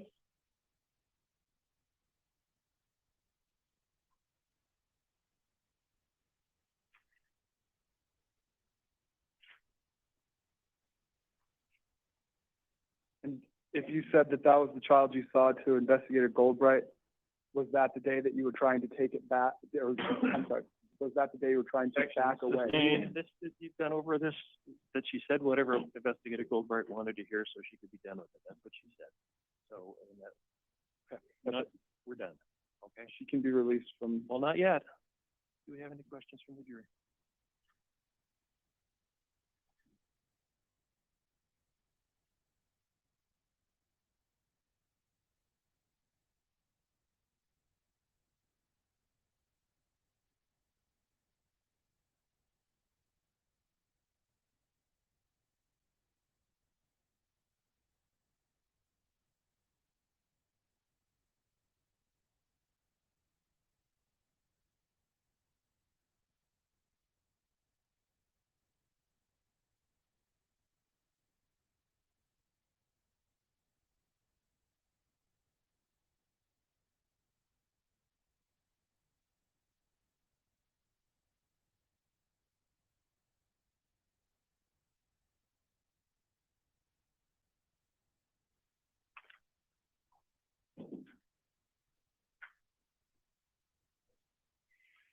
So I'm going to ask the questions, Ms. Lee. Okay. Okay. I'm sorry. Approximately what time would you be delivering to the Vallecito area around November 18th, 19th, 20th of 2012? On that date, I would have been up there probably about 10 o'clock in the morning and probably, till about 2:30. Okay. Think about 2:30, late November of 2012? Yeah. Okay. And do you remember roughly how many times that you saw Dylan in 2012? No, I don't. Do you know if it was more than one time or not? No. Okay. And just kind of narrowing this in, about what time would you get when you're doing that route in November of 2012? Would you get to Mark's house? Probably like, I would say about anywhere between 1 and 1:30. Okay. Any follow-up, Ms. Ray? is there some variability with that? Well, County Road 500 is what I would travel one of the last, parts of Vallecito and then come down the lake, go down the lake and then go down 501. So your confidence level about these times is pretty high, right? Yeah. Briefly. So Ms. Lee, you had previously testified it was around 1:30, close to 2, that you saw these two boys. Yeah. Okay. And then would you have gone back up in that direction, up towards Mark's house or anything? No. Okay. But it would only take me about 10 to 15 minutes to get from Mark's house to like the store. I see. And throughout the day, you'd also been up to Mark's house at some point for your mail route? No, I only go one time. When was that? That day, you mean? Yeah. It was probably about the same time, about between 1 and 1:30. Okay. You would have went up to Mark's house. Yeah, went to his box. Yeah. And did you see Dylan walking on the road around that time? No, but that's the day I saw the two boys walking in front of them. Right. Let me ask a better question. The only time you saw the two boys walk in front of you was down by the market. Right. And when you went up to Mark's house back down, no point in the day did you see Dylan anywhere else out and about? No. Okay. Thank you. Uh-huh. Okay. Can she be excused? Yes, Your Honor. Yes, thank you. Okay, thank you very Okay, much. thank Appreciate you. it.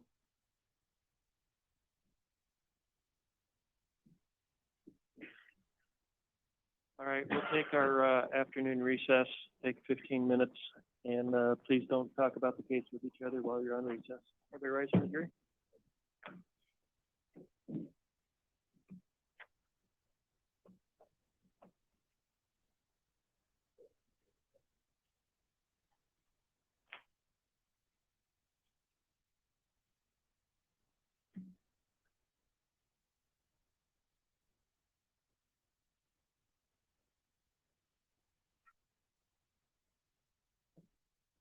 All right, we'll be in recess.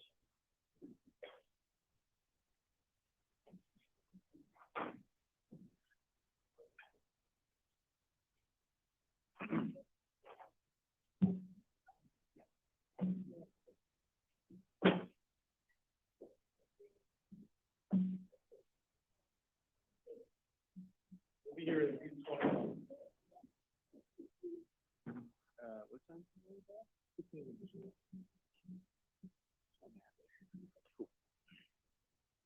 Hey, Justin, are you doing the remote thing or are you doing it? Gonna call Cynthia. He's going to 3 o'clock, is that? He can do 3 o'clock around. Oh, okay, got it.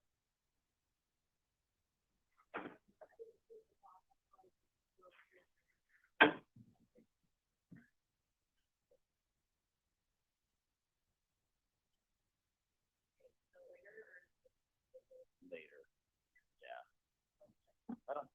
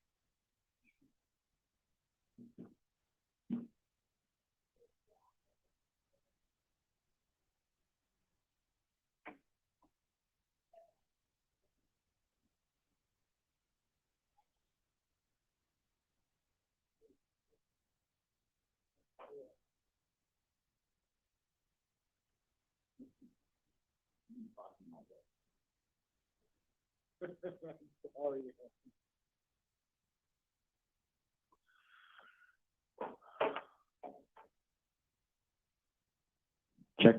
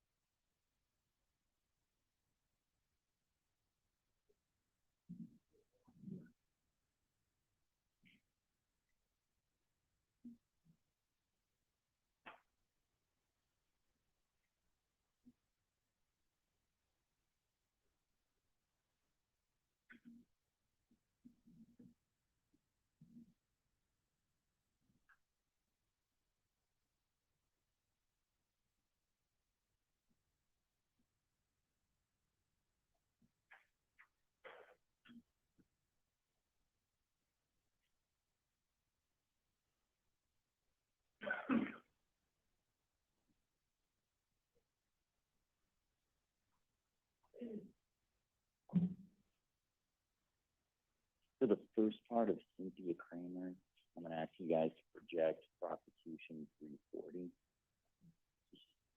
What's that? No, I don't know if there's.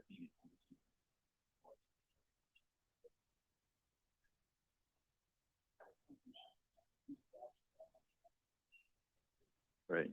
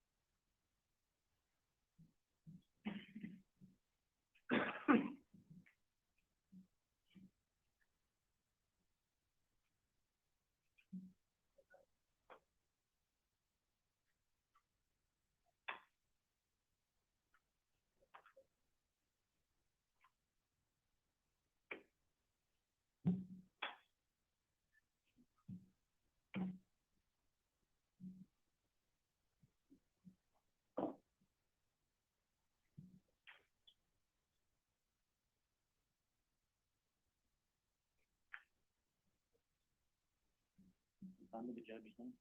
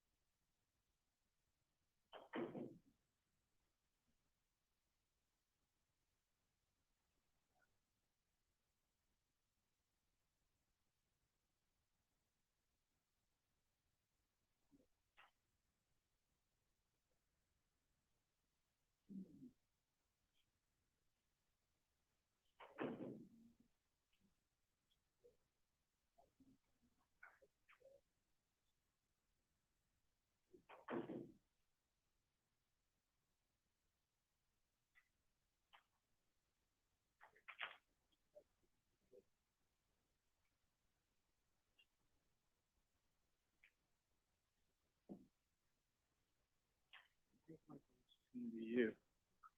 Just like in the county.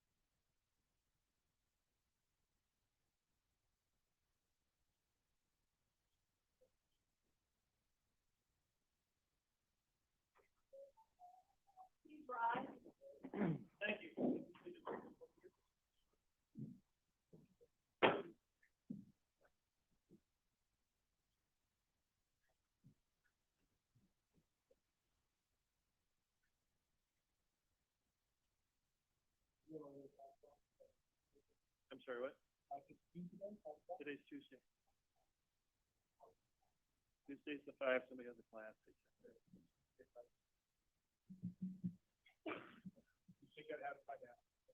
So, it is annoying, the newspapers all say this is the fourth week of trial when they're here. I know that's a minor thing, but it's just, you know.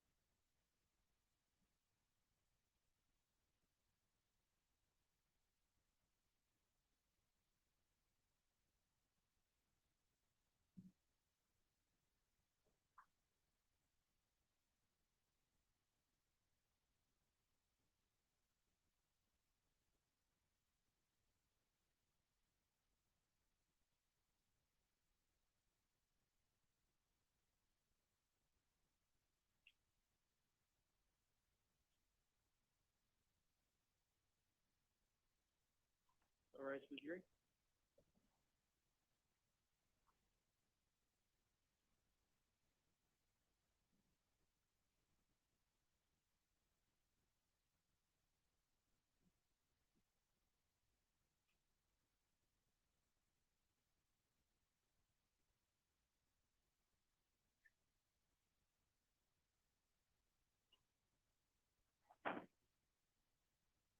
All right, please be seated.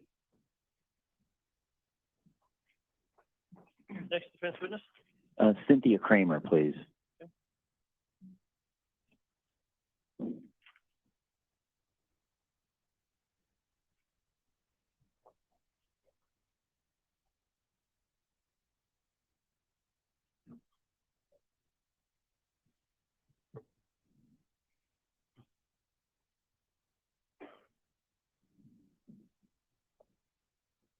Ms. Kramer, can I swear in? Raise your right hand. Do you solemnly swear or affirm at a penalty of perjury the testimony you're about to give is the truth, the whole truth, and nothing but the truth? Yes, I do.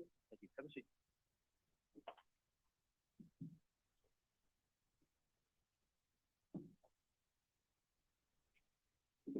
Whenever you're ready. Well, Ms. Kramer, can you state and spell your name for the record, please? Yes, my name is Cynthia Kramer, CYNTHIAKRAMER. And where are you currently employed, and what do you do there? I work for the Colorado Bureau of Investigation in the Grand Junction Forensic Laboratory as a forensic biologist. And what sort of education and training did you have to get outside of CBI to assume that job? I have a Bachelor of Science from Colorado State University in biochemistry. I've also completed a couple of graduate level courses in endocrinology and immunology. I have been working with the Colorado Bureau of Investigation in the forensic biology section of the lab for over 20 years, at which time I have been both a DNA database analyst at the beginning of my career. I then trained in forensic serology and DNA analysis, which I've been doing for the past 16 years. Your Honor? Yes. I'm sorry to interrupt, but in light of Ms. Kramer's qualifications and in the interest of time, if counsel is going to ask that she be qualified as an expert in forensic serology and forensic DNA analysis, the people would have no objection. We'd stipulate as such. Thank you. Should be qualified as an expert in forensic serology and DNA analysis. As part of your role as a forensic biologist at the CBI Grand Junction, do you have opportunity to do some DNA work on this case, the Mark Redwine case? Yes, in my role as a forensic biologist with CBI, I did. Okay. And were you aware that in July 2018, Ms. Sarah Miller at CBI ran some DNA analysis of some mixtures from the living room at Mark Redwine's house? I'm aware that she did probabilistic genotyping interpretation on those mixtures using StarMix. And as part of that process, did you run the quantities for those mixtures from the living room? Yes, I did the DNA analysis portion of the lab work for that, for Sarah Miller for that report. And does that include quantifying the DNA samples? Yes, it does. Okay. And can you explain to the jury what that means? And if you have to get into extraction and amplification, just let us know when you go from one topic to another. But for these particular samples that Sarah Miller did the interpretation on, I used the DNA extracts that were previously developed by Rebecca Strub. I took these DNA extracts and ran a quantitation test using our current quant test called Quantifiler Trio. I then proceeded with the rest of analysis, which included doing amplification with the Global Filer kit, and then running the DNA on the genetic analyzer to develop profiles that were then used for interpretation. and what is quantification? Is that how much material? That's measuring the amount of DNA that's in the sample. So for when I started with the DNA extract, I am getting an approximate value of the DNA quantity in that DNA extract that I began with. And typically, how is that quantity measured? Pounds, grams, picograms? It's measured in nanograms per microliter. And does it sometimes get measured in picograms as well? It has in the past, yes. Okay. And do you recall what a picogram and or a nanogram's relationship is to a gram? How many per?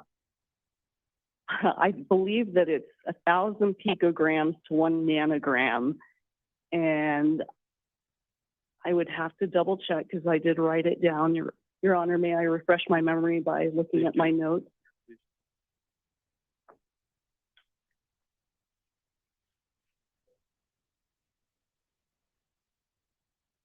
And it's 1 billion nanograms for 1 gram.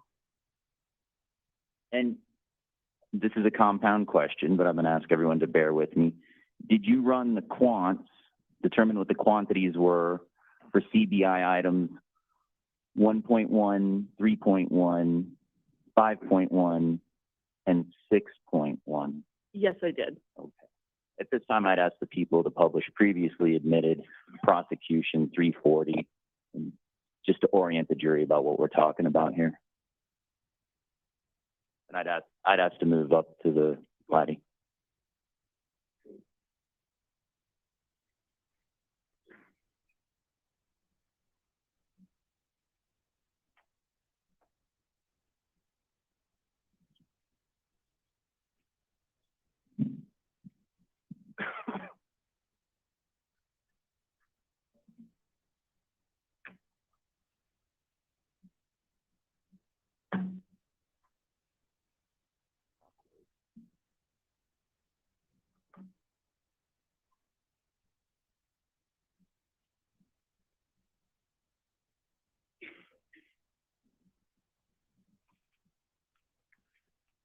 And I'm just putting up prosecution 340 to orient the jury about what we're talking about. I doubt that you've ever seen this exhibit.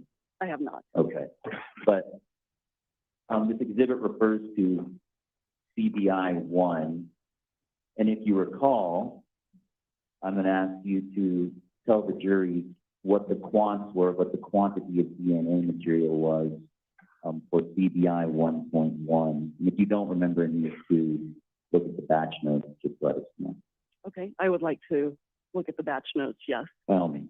What was the, we'll look at them. On item 1.1, the sample that was taken from item 1, the small autosomal, which is the measure that I would use to go ahead and run amplification from, was 0.99104 nanograms per microliter. And moving on to, and this is going to be in a different part of the batch notes, what were the quantities of DNA material for CBI 6? And if you need to refresh, just let us know you're doing that. Okay, I'm refreshing again. Item 6, the small autosomal value was 1.860971 nanograms per microliter.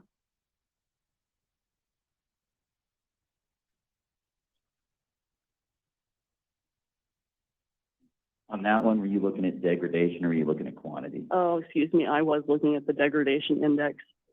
For small autosomal, 0.561845 nanograms per microliter.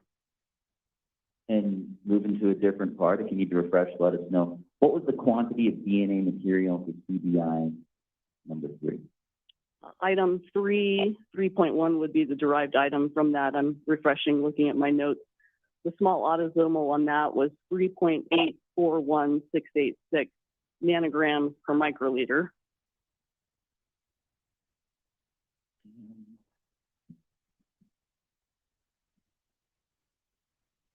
The last one, I'm going to ask you to tell us what the quantity of DNA material was with CBI number 5. Can you let us know what that is and let us know if you need to refresh?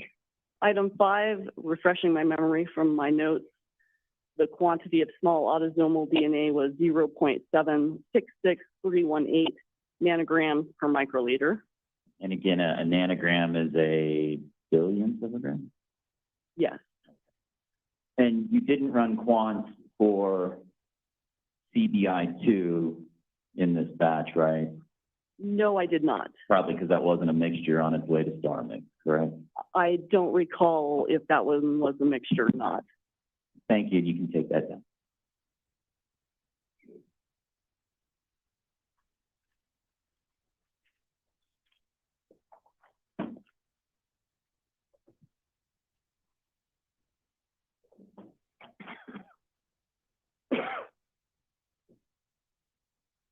You were also asked to do DNA analysis on a Miller Lite beer can. Is that correct? That's correct.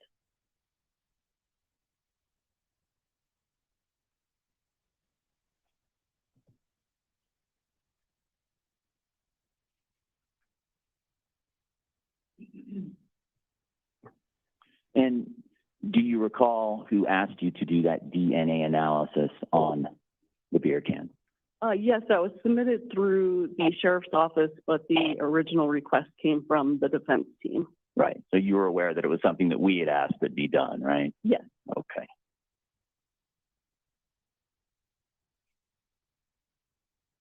And can you explain okay, now we're going to get into the nuts and bolts of DNA. Can you explain what loci are? How many loci we got per person and what alleles are? Your Honor. Yes. Objection. It's going to be cumulative. The jury's already heard from 3 DNA experts from the same agency as Ms. Kramer. And if we're starting with the basics of DNA, I fear that it's repetitive, unnecessary, and cumulative. Yeah, I'd like you to just fly through this part if you can. Then I'll fly through it, but I'm going to ask a little leeway to I'll let you ask some questions to make sure it's understood. okay. When you're doing DNA analysis, you take known samples and you compare them to other samples, correct? I developed profiles from the evidence samples, which are called question samples, and compare those to the profiles developed from known samples, which are called reference samples. And in this case, when we're talking about the beer can, the known samples were people involved in the case, correct? That's correct. That was like Corey Redwine, Dylan Redwine, and Mr. Mark Redwine, correct? Yes, those were 3 of the references of 5 that I did receive. And the question sample was the Miller Lite beer can, correct? Correct. And basically the way this process works, and I know you'll tell me if I'm getting it wrong, is you look at the DNA profile of the question sample, the beer can, at 23 different locations on the DNA molecule, correct? I'm looking at that many locations on the DNA molecule. Now, whether or not I get results is a different story based on the quantity of DNA that I recover from the sample. And we'll get to that in a second. So you look at the 23 locations on the DNA molecule from the beer can, and then you compare that to 23 locations on the DNA molecule from known samples, including Mr. Mark Redwine, correct? That's a bit simplified, but yes, first I would look at the question sample and determine whether or not it's single source originating from only one person, or if it's a mixture originating from more than one individual. If there's not enough information at enough locations on the DNA, I may determine that that profile is not interpretable as well. I then use, if I'm going to, let me back up. If there's an inclusion, for example, somebody's DNA is consistent with the questioned profile, I then may determine significance of that inclusion using the likelihood ratio. And in this case, did you determine that the question sample, that is from the Miller Lite beer can, was a mixture or single source? It was a single source sample. It was a partial profile. That means I was not able to develop the information at all the locations on the DNA because I did not have very much DNA recovered from the sample. And let me break that down for a sec. That means that out of the 23 locations on the DNA molecule, you only got information at a number of those 23 locations, not at all 23, right? That's right. On that particular sample, I had information at 6 of the autosomal locations and 1 from a gender determining location. 7 locations, or as you call it in the business, 7 loci. That's correct. And that's in somewhat contrast to the known profiles where you get DNA information at all 23 locations, correct? Often, yes, you do. I've had some samples from older cases where I don't always get a full profile on the references, but typically you do get a full profile for the references.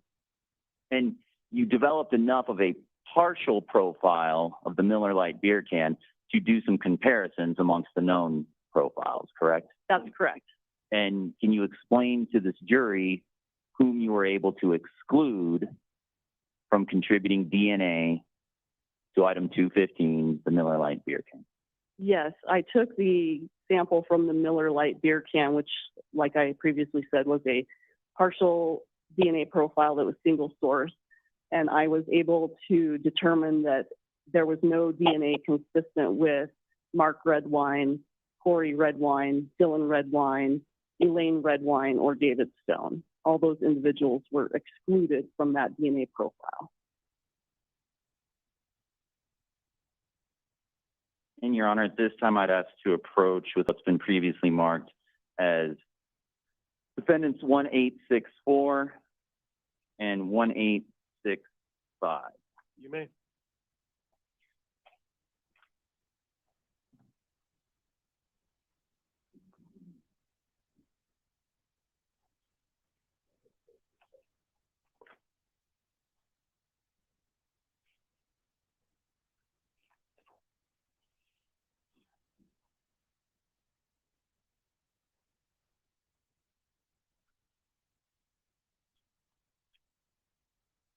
Do you recognize those, Ms. Kramer? Yes, I do. Are they electropherograms Yes. printouts? Are they fair and accurate representations of the electropherograms that were used as part of your analysis in the spear can? Yes, they are. Move for the admission of 1864 and 1865, No objection, Your Honor. Thank you. All right, they'll be admitted. and permission to publish. Sure.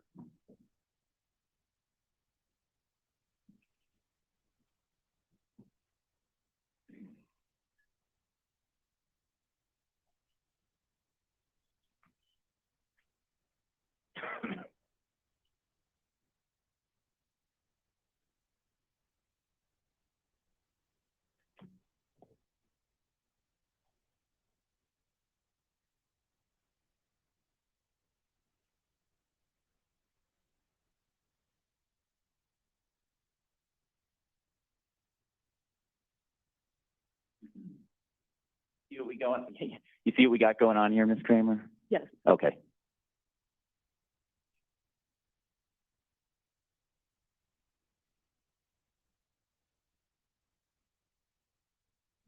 I believe this is 1864. Does this look like the E-gram, the electropherogram from the Miller Lite beer can? Maybe you need to look at the form. It does. And these numbers up here, do those represent different locations on the DNA molecule? Yes, those letters and numbers are the names of the different locations on the DNA. And safe to say that if you have a known sample and a question sample, if someone doesn't match at one location, they're not a match, they're not contributing DNA to that material, correct? Typically not, yes. Okay. And on the beer can, pardon me, at this location on the DNA molecule from the beer can, D22, that's what I'm going to call it, so it goes on. What's going on with this peak and this numerical value here? Can you explain that to the jury? The numerical value is the number of repeats at that particular location. So it's considered a 17 at D22. And I would be looking at the reference to see if that individual also had 17 repeats called there. The number under the 17, the 110, is the peak height of that particular peak on the electropherogram. So whomever left DNA on the Miller Lite beer can is a 17. They have a numerical value of 17 at this location on the DNA molecule, correct? They could have a second sister allele that's dropping out, but they would have at least a 17, and it might be 17 plus another allele. And when we look at 1865, that's Mr. Redwine's known DNA profile, correct? Yes, it is. And what is he at DS22? He's a 1519. Right, which is obviously not a 17, correct? That's correct.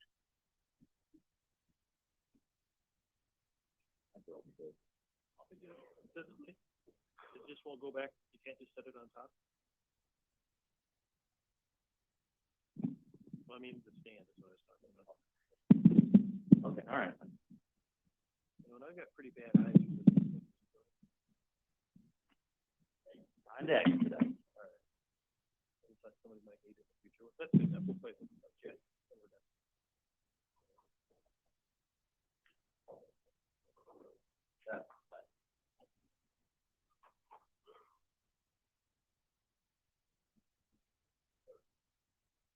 So, safe to say, your analysis is that Mr. Mark Redwine can be excluded from contributing DNA to this beer can, correct? That's right. As well as Dylan Redwine and Corey as well, right? That's correct. Okay.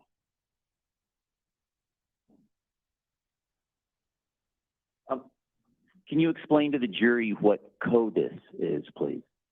CODIS stands for the Combined DNA Index System. That is the DNA database that provides electronic storage for forensic profiles.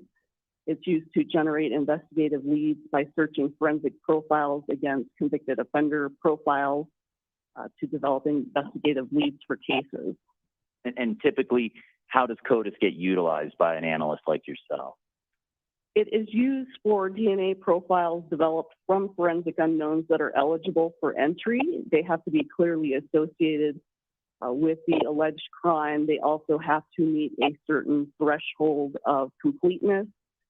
For example, very partial profiles are not eligible for entry because due to the lack of information, they would generate too many extraneous hits that would not provide any real information, too many candidate matches that would be more like spurious matches because there's so little information, kind of like if you tried to send something through the mail with an incomplete address, like 128 Brown Street, could match a lot of 128 Brown Streets in the United States without any additional information like Durango, Colorado, zip code, PO box, that sort of thing. And that's why the CODIS program, if you enter in a sample that's not up to that threshold, then CODIS will not conduct the comparison, correct? It stops right there. It won't be eligible for entry. You just wouldn't input it, period. It wouldn't be eligible. But even if you did input it, CODIS wouldn't carry out that task, correct? It wouldn't go up to the national DNA index system. CODIS has different levels. There's a local level, a state level, and the national level. The national level, you have to have at least 8 locations on the DNA for it to be eligible, so it wouldn't even make it to the national level.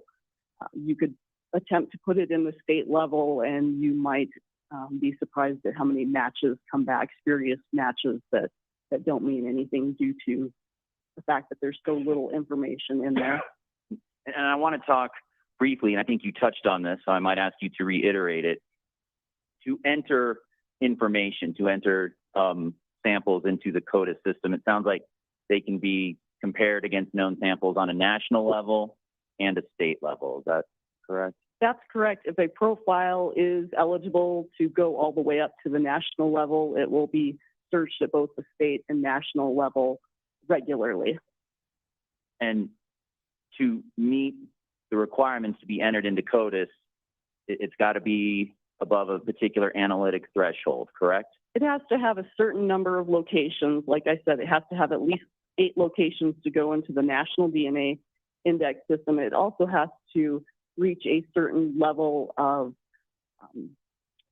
probabilistic type threshold for statistics, so that way you know you're not going to come back with a lot of spurious matches that don't mean anything. So it has to meet a certain frequency for the profile to be eligible. And is another requirement to enter a sample into CODIS that it be associated with a putative offender or crime scene? Yes, unfortunately, sometimes you don't know exactly who the putative perpetrator is.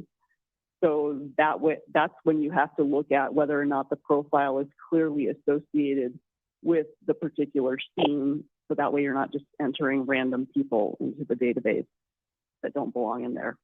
And by random people, I mean random profiles from forensic profiles. Or a crime scene as well, correct? Correct. Now, you've already told the jury that to do a national NDIS search on CODIS, you need information at 8 locations, correct? You have to have the 8 locations, and it has to meet that particular threshold of rarity, that frequency threshold that I was talking about for entry into the national DNA index system.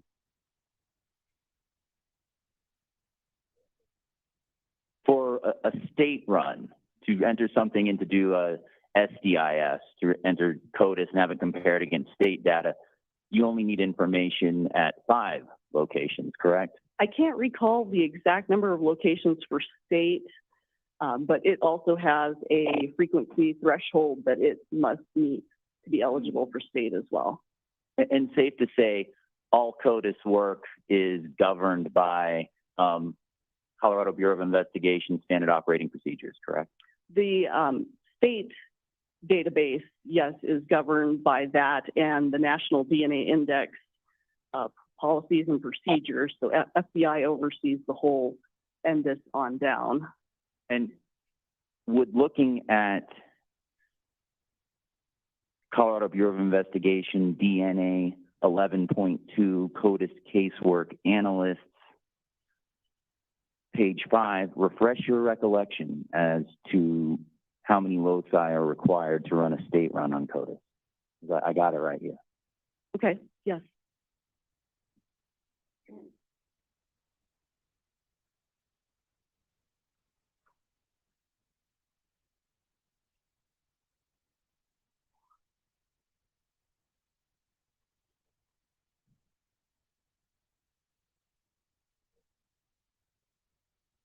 I'm going to ask you to review that document, the standard operating procedures in section 11.2 CODIS casework.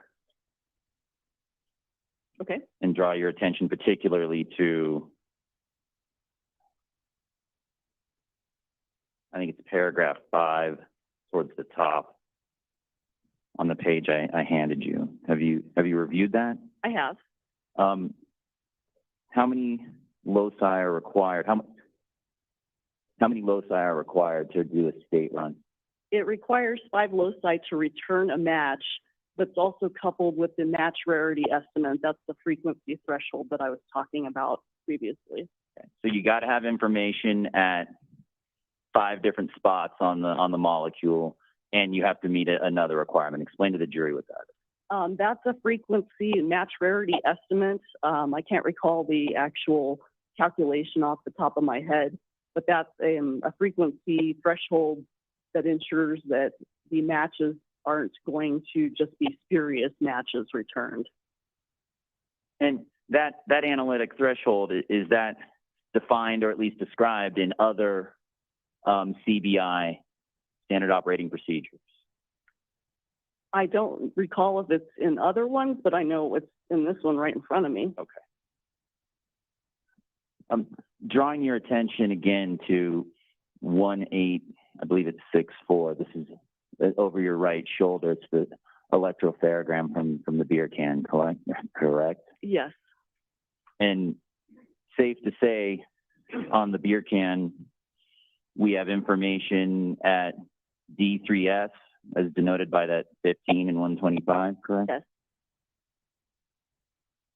And explain to the jury what that peak is at the Y. I think you briefly addressed that. But. That's a gender determining loci specific for males. It's called the Y indel. That loci does not count towards the 5 loci. It has to be the autosomal loci, which are the non-gender determining ones. But the one thing we know from this loci is that the contributor to this beer can was a male, according to this, correct? Correct. Okay. And then 2 down from that, we have information at D8S, correct? Yes. As denoted by the 12 and the 202, right? That's correct. So we can't count the Y, but we can count the DS3, we can count the D8S. So we're up to 2. And then when we get to the next row on D2S, D19, and TH01, we have information at all those locales as well, correct? You have information at 3 there. Right. So at that point, we're up to 5 loci, correct, where we have information? Correct. 6, but we don't count the Y, correct? That's right. And then on the next page, at DS22, we have information there as well, correct? Yes. Okay. So we have information at 7 loci, 6 of those which could count towards whether or not to enter this information into the CODIS, state-run CODIS, correct? That's correct.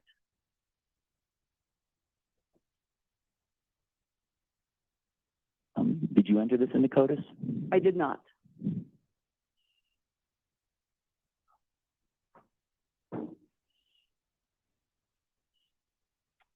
You did some other work on this case, correct? I did. And do you recall doing kind of a serology analysis on an area rug, CBI item 47? Yes. And if at any point when we're talking here, if you need to refresh your recollection with your laboratory reports, just let us know. Okay. Do you remember the area rug number 47 or? I took some notes on it. I don't have it committed to my memory. Okay. What, if any, conclusions did you come to regarding stains and characteristics of blood on item 47, the area rug? I examined both the top side and the bottom side of the rug, and I did not visually see any blood-like staining. Was that the end of your analysis? That was. During the same batch of analysis, did you do some work on some hairs, for instance, hairs from the master bedroom?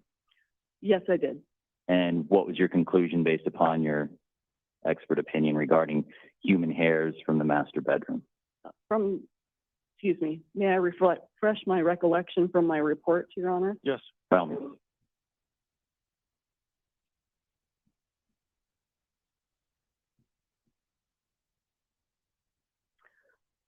I was able to determine that there was one hair from the master bedroom that was suitable for nuclear DNA analysis, which I later did DNA analysis on. did you determine that one hair was also not of human origin? Yes.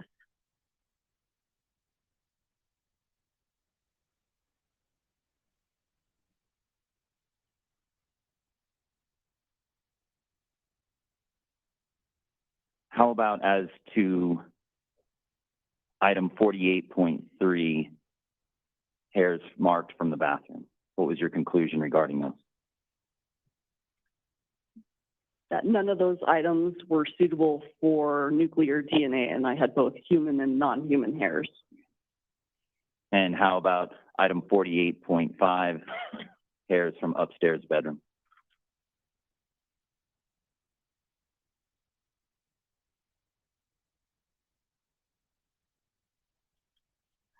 On those, the hairs were not suitable for nuclear DNA testing, and there were also hairs of non-human origin. At a later date, did you do an analysis of item 58, a Band-Aid? Yes, I did.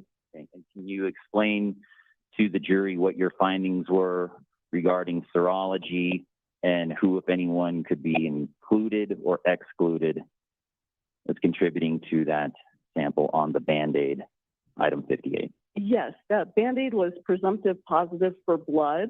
I then developed a DNA profile, which was consistent with Mark Redwine. I determined the likelihood ratio that the partial DNA profile developed from the cuttings in the Band-Aid is at least 8.2 septillion times more likely to be observed if it originated from Mark Redwine than if it originated from an unknown, unrelated individual, which provided very strong support. Elaine Redwine, David Stone, Corey Redwine, and Dylan Redwine were all excluded as contributors to that profile.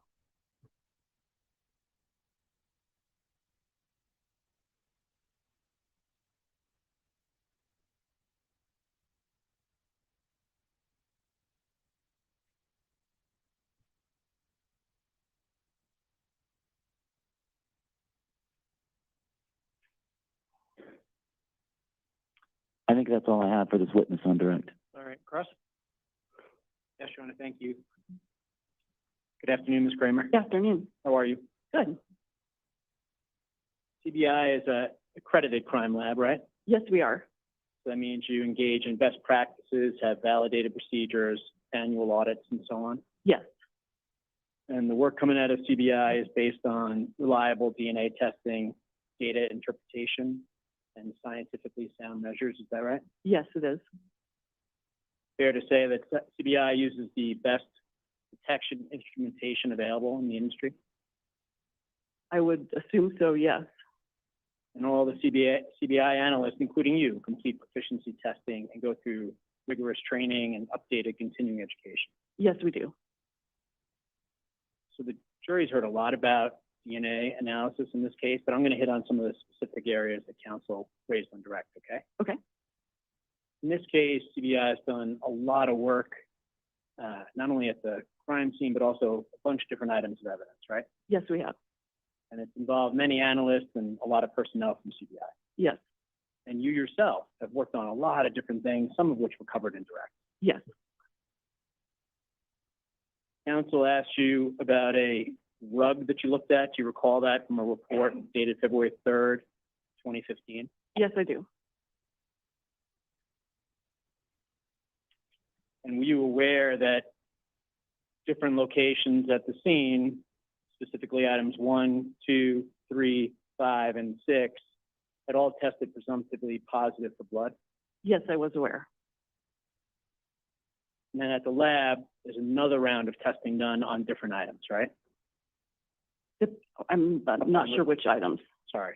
At the lab, there can be additional rounds of testing based on CBI's analysis or upon request. Right, yes. And you were asked to look at the rug in this case. Yes, I was.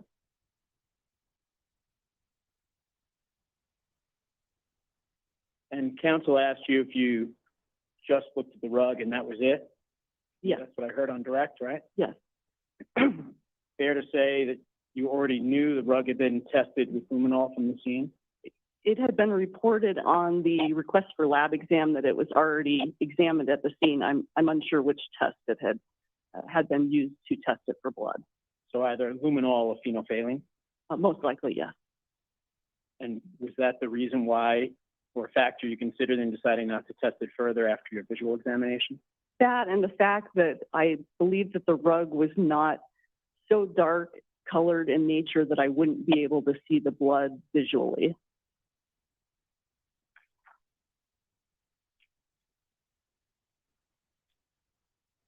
And then counsel referenced the number of hairs that were recovered from different locations in the residence. Do you recall that line of questioning? Yes, And you carefully analyzed each one, am I right? yes, And I'm not gonna, well, the hairs from the master bedroom, you ultimately found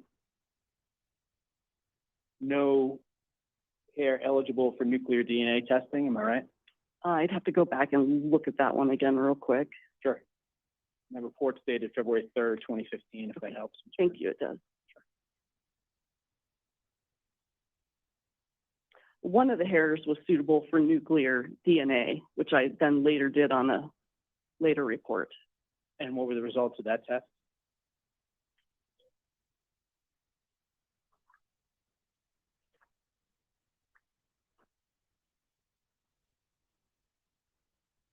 I'm trying to figure out which hair that was.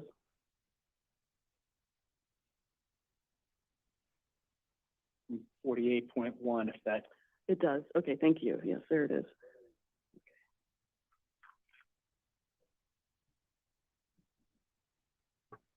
I was unable to develop a DNA profile from that particular hair. what does that mean in layperson terms? What that means is I took it all the way through the testing process, and when I developed the electrophoregram like you saw up here on the display, I did not have any genetic information at any of the locations. And fair to say, each of the items that counsel just went through with you, there's no evidentiary value presented based on your analysis? That's right. From either I had no DNA recovered, or I wasn't able to develop a profile, or I had a profile that had so little information that it was not interpretable. Let's move on then. In your March 10th, 2020 report, you document the results of the test regarding the Band-Aid. Yes, And can you just reiterate again what the results of the DNA analysis of the Band-Aid was? that it was consistent with marked Redwine. And this was a Band-Aid recovered from his garage. I don't specifically recall where it was recovered myself.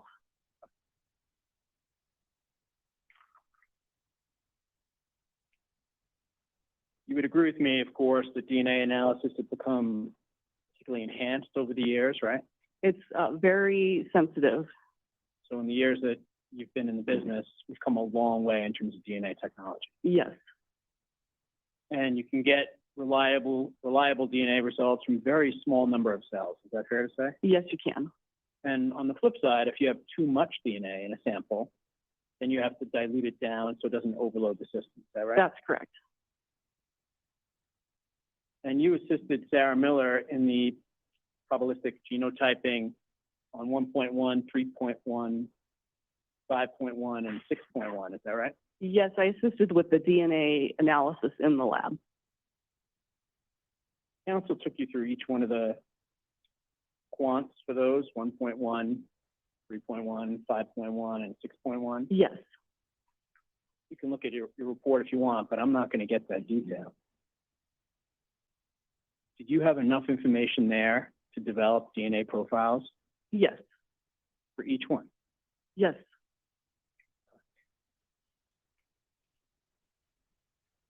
And to be clear, the quantity of the DNA present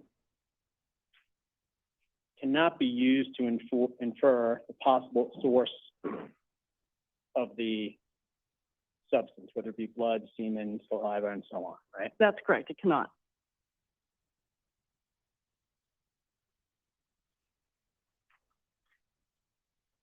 Council just briefly asked you about star mix. I'm only going to ask you a couple questions about it, okay? Okay.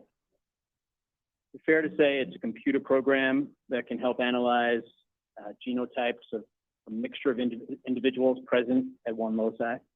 Yes, it's a tool that helps the DNA analyst break down DNA mixtures into their individual components.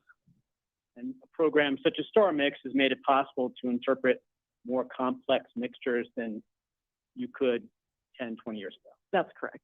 And it's a computer, so perhaps not surprisingly, it does more calculations than a human could do in a very short amount of time. Yes, But to do so, you need enough DNA for the star mix program to run.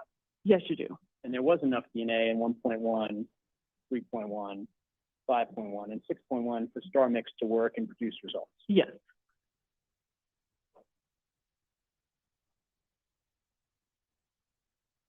Let's turn to the discussion about the beer can from direct examination, okay? And this would be a report dated March 17th, 2020, is that right? That's correct. The defense had requested the test of the beer can, and that request came in on February 19th, 2020, is that right? That is correct. And you talked about addresses and needing to have enough information to know what address you're looking for in the United States. Correct. Would another analogy be, for example, social security numbers? So if I said, how many people here, don't raise your hand, by the way, but how many people here have a number 1 in their social security number, or a number 1 in the first place of their social security number? That's one location out of 9. That's right. And then if I said, how many of you have a 1 in the one place and a 4 in the second place, that's another location. That's right. But if I only gave those 2 locations, it wouldn't be enough information perhaps for us to weed out everybody in the world and just get the one person with that social security number. That's correct. So although the loci in current DNA testing are far more than just 9, it's the same kind of premise, right? That's correct. You want enough information that you can discriminate between individuals to hopefully narrow it down to the individual that it originated from. Because if you do the social security example and you put in the 1 and the 4 and run it nationwide, presumably you're going to get a lot more people than if you put in the 9-digit social security number that starts with the 1, 4, and goes all the way through. That's right. Let's talk about CODIS a little bit. Council asked you about who can be found within CODIS, right? Correct. What are the reasons that there are restrictions on what profiles can be put into CODIS? Some of the reasons are you don't want to put people in there that are not necessarily eligible to be in there. For example, we don't put victims in there, and this is all based on the federal legislation for the database. I believe it's the DNA Act of can't recall if it's 1994, might be, that limits who can go in, which profiles are eligible. So you can't just put anybody in there. For example, in the forensic unknown, we can't put in victims, we can't put in consensual partners, people that are not related necessarily to that particular crime scene. It has to originate from something that's associated with the crime scene. So, sounds like, and correct me if I'm wrong, there's fairly tight restrictions on what profiles or whose profiles can be put into CODIS, right? That's correct. I can't say to you, for example, I want to keep an eye on Mr. Johnson, so can you do me a favor and put his DNA profile in CODIS, right? Right. No, we can't use it as like a fishing expedition like that. And similarly, there's on the other end of that, there's limitations regarding the integrity of the samples that can be put into CODIS. Am I right? I'm not sure I understand your question. I guess when we talk about loci and frequency thresholds, those are things that have to be considered in determining whether a sample is eligible to be uploaded into CODIS. Yes, those are, because like your example with the Social Security, if you put in too little information, you're going to get a lot of extraneous matches that may not mean anything. Right. So in the Social Security example, I tell you, or I ask you, can you put in the 1 and the 4? Well, let's change it up a little bit. It's not me. Someone from a sheriff's office says, can you put in the 1 and the 4? You wouldn't do that because it's not eligible for CODIS under this hypothetical, right? Correct. And in part, you wouldn't do it because you would end up with a long list of people, and the system is designed to protect people from that long list then being produced for law enforcement just to run out and investigate everyone, right? That's right. That's why we have the frequency thresholds, the match rarity estimate as part of the threshold of what can go in as well.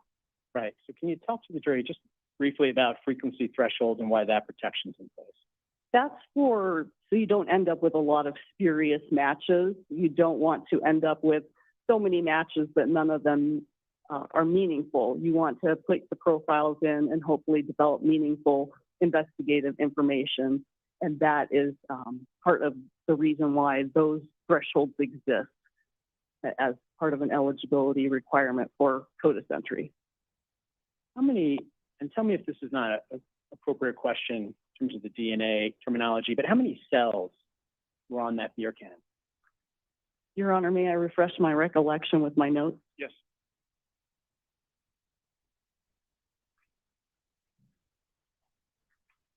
I did go back and look at the quantity on this sample, and the total nanograms of DNA that I extracted from the beer can, I extracted approximately 4.5 cells. 4.5. That's right. Was that eligible for uploading into CODIS based on that? It was not eligible for based on the way the profile looked and the match rarity estimate. So just to be clear, you weren't able to upload the beer can into CODIS? Correct.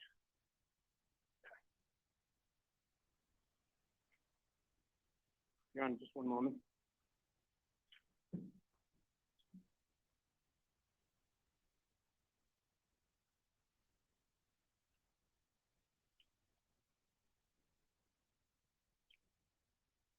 But you were able to conclude, based on the locations you had on the beer can, that it didn't match Mark Redwine, right? That's correct. So fair to say, in your expert opinion, not his beer can, right? Fair to say that it's not his DNA on the beer can. That's why you're the scientist and I'm just the attorney. Fair to say, Dylan Redwine's DNA was not on that beer can either. That's right. Okay. I have nothing further from Ms. Kramer. Thank you, ma'am. By all means. Did you try to enter the beer can into CODIS? I didn't see that information in my notes from when I developed my report.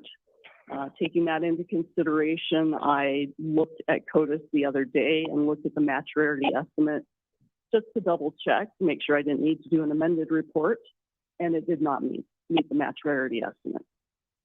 And I know you've testified that, but my question is, did you try to enter it into CODIS, understanding that if you enter something that CODIS won't accept, CODIS won't do the analysis? No, based on the limited information, I don't believed that I had entered it previously, but I wanted to double check to make sure it really was not eligible. And as far as whether or not to enter certain samples into CODIS, the CBI analysts do have the ability to exercise discretion, correct? That's correct. And discretion as far as whether or not a particular sample is associated with a particular crime scene or anything like that, correct? For this particular profile, it was more the fact that there was so much information that could have been dropping out of the sample based on the peak height of that profile. In exercising your discretion, did you do any research or did you contact law enforcement about where this came from or what it was associated with? I had that information already, that it was associated with an area on the side of the mountain where some of Dylan's belongings had been found. Nothing further, Judge. Any questions from the jury? And this witness is excused. Yes, Your Honor, thank you. Yes, please. Thank you. Thank you, Ms. Kramer. May I be excused from my subpoena as well, Your Honor? That's what I was trying to say. Gotcha, thank you. Okay. Approach for scheduling? Yeah, let's do that.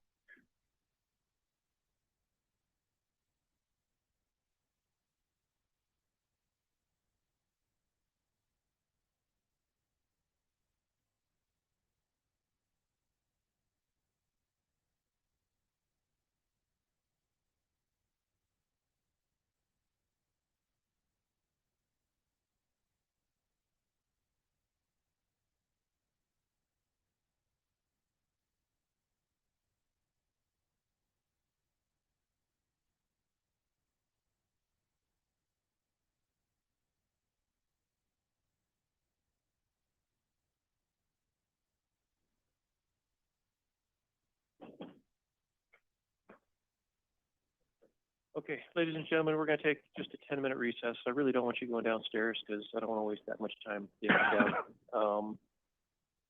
So you can talk, you can hang out, just hang out there. Okay? Yes. Chief, can I approach for one moment with respect? Yeah.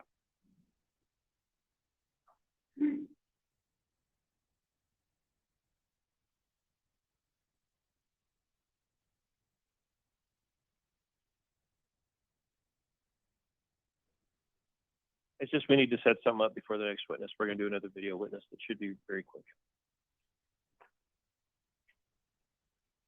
You want to keep back on call? I don't know if, well, she may be listening, but we'll see. Or Kima, either one, or both.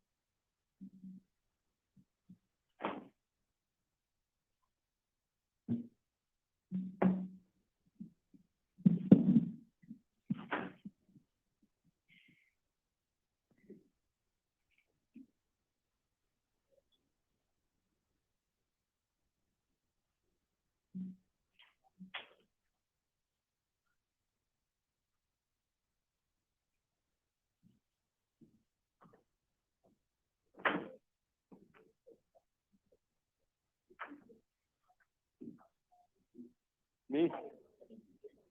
You had a big one? Yeah. I knew you had this.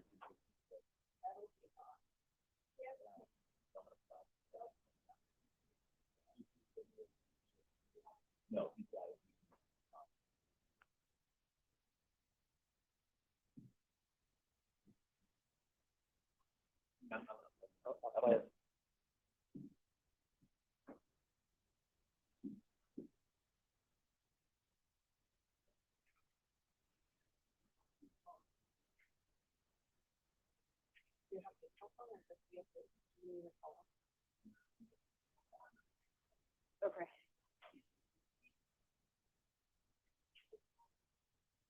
I have been paying attention, like,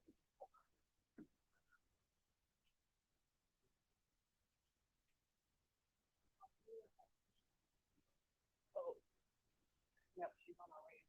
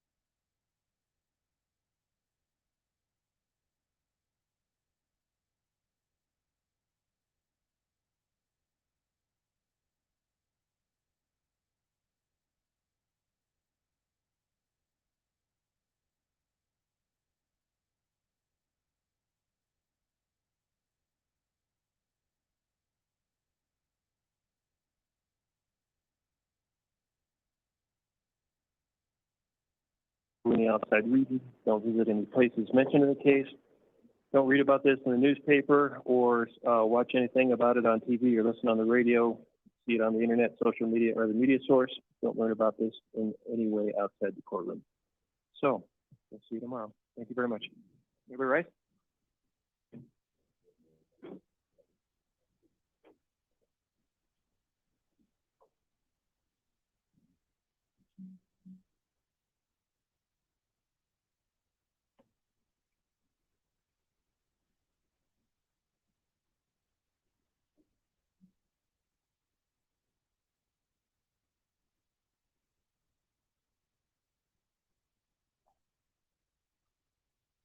Okay, we'll be in recess.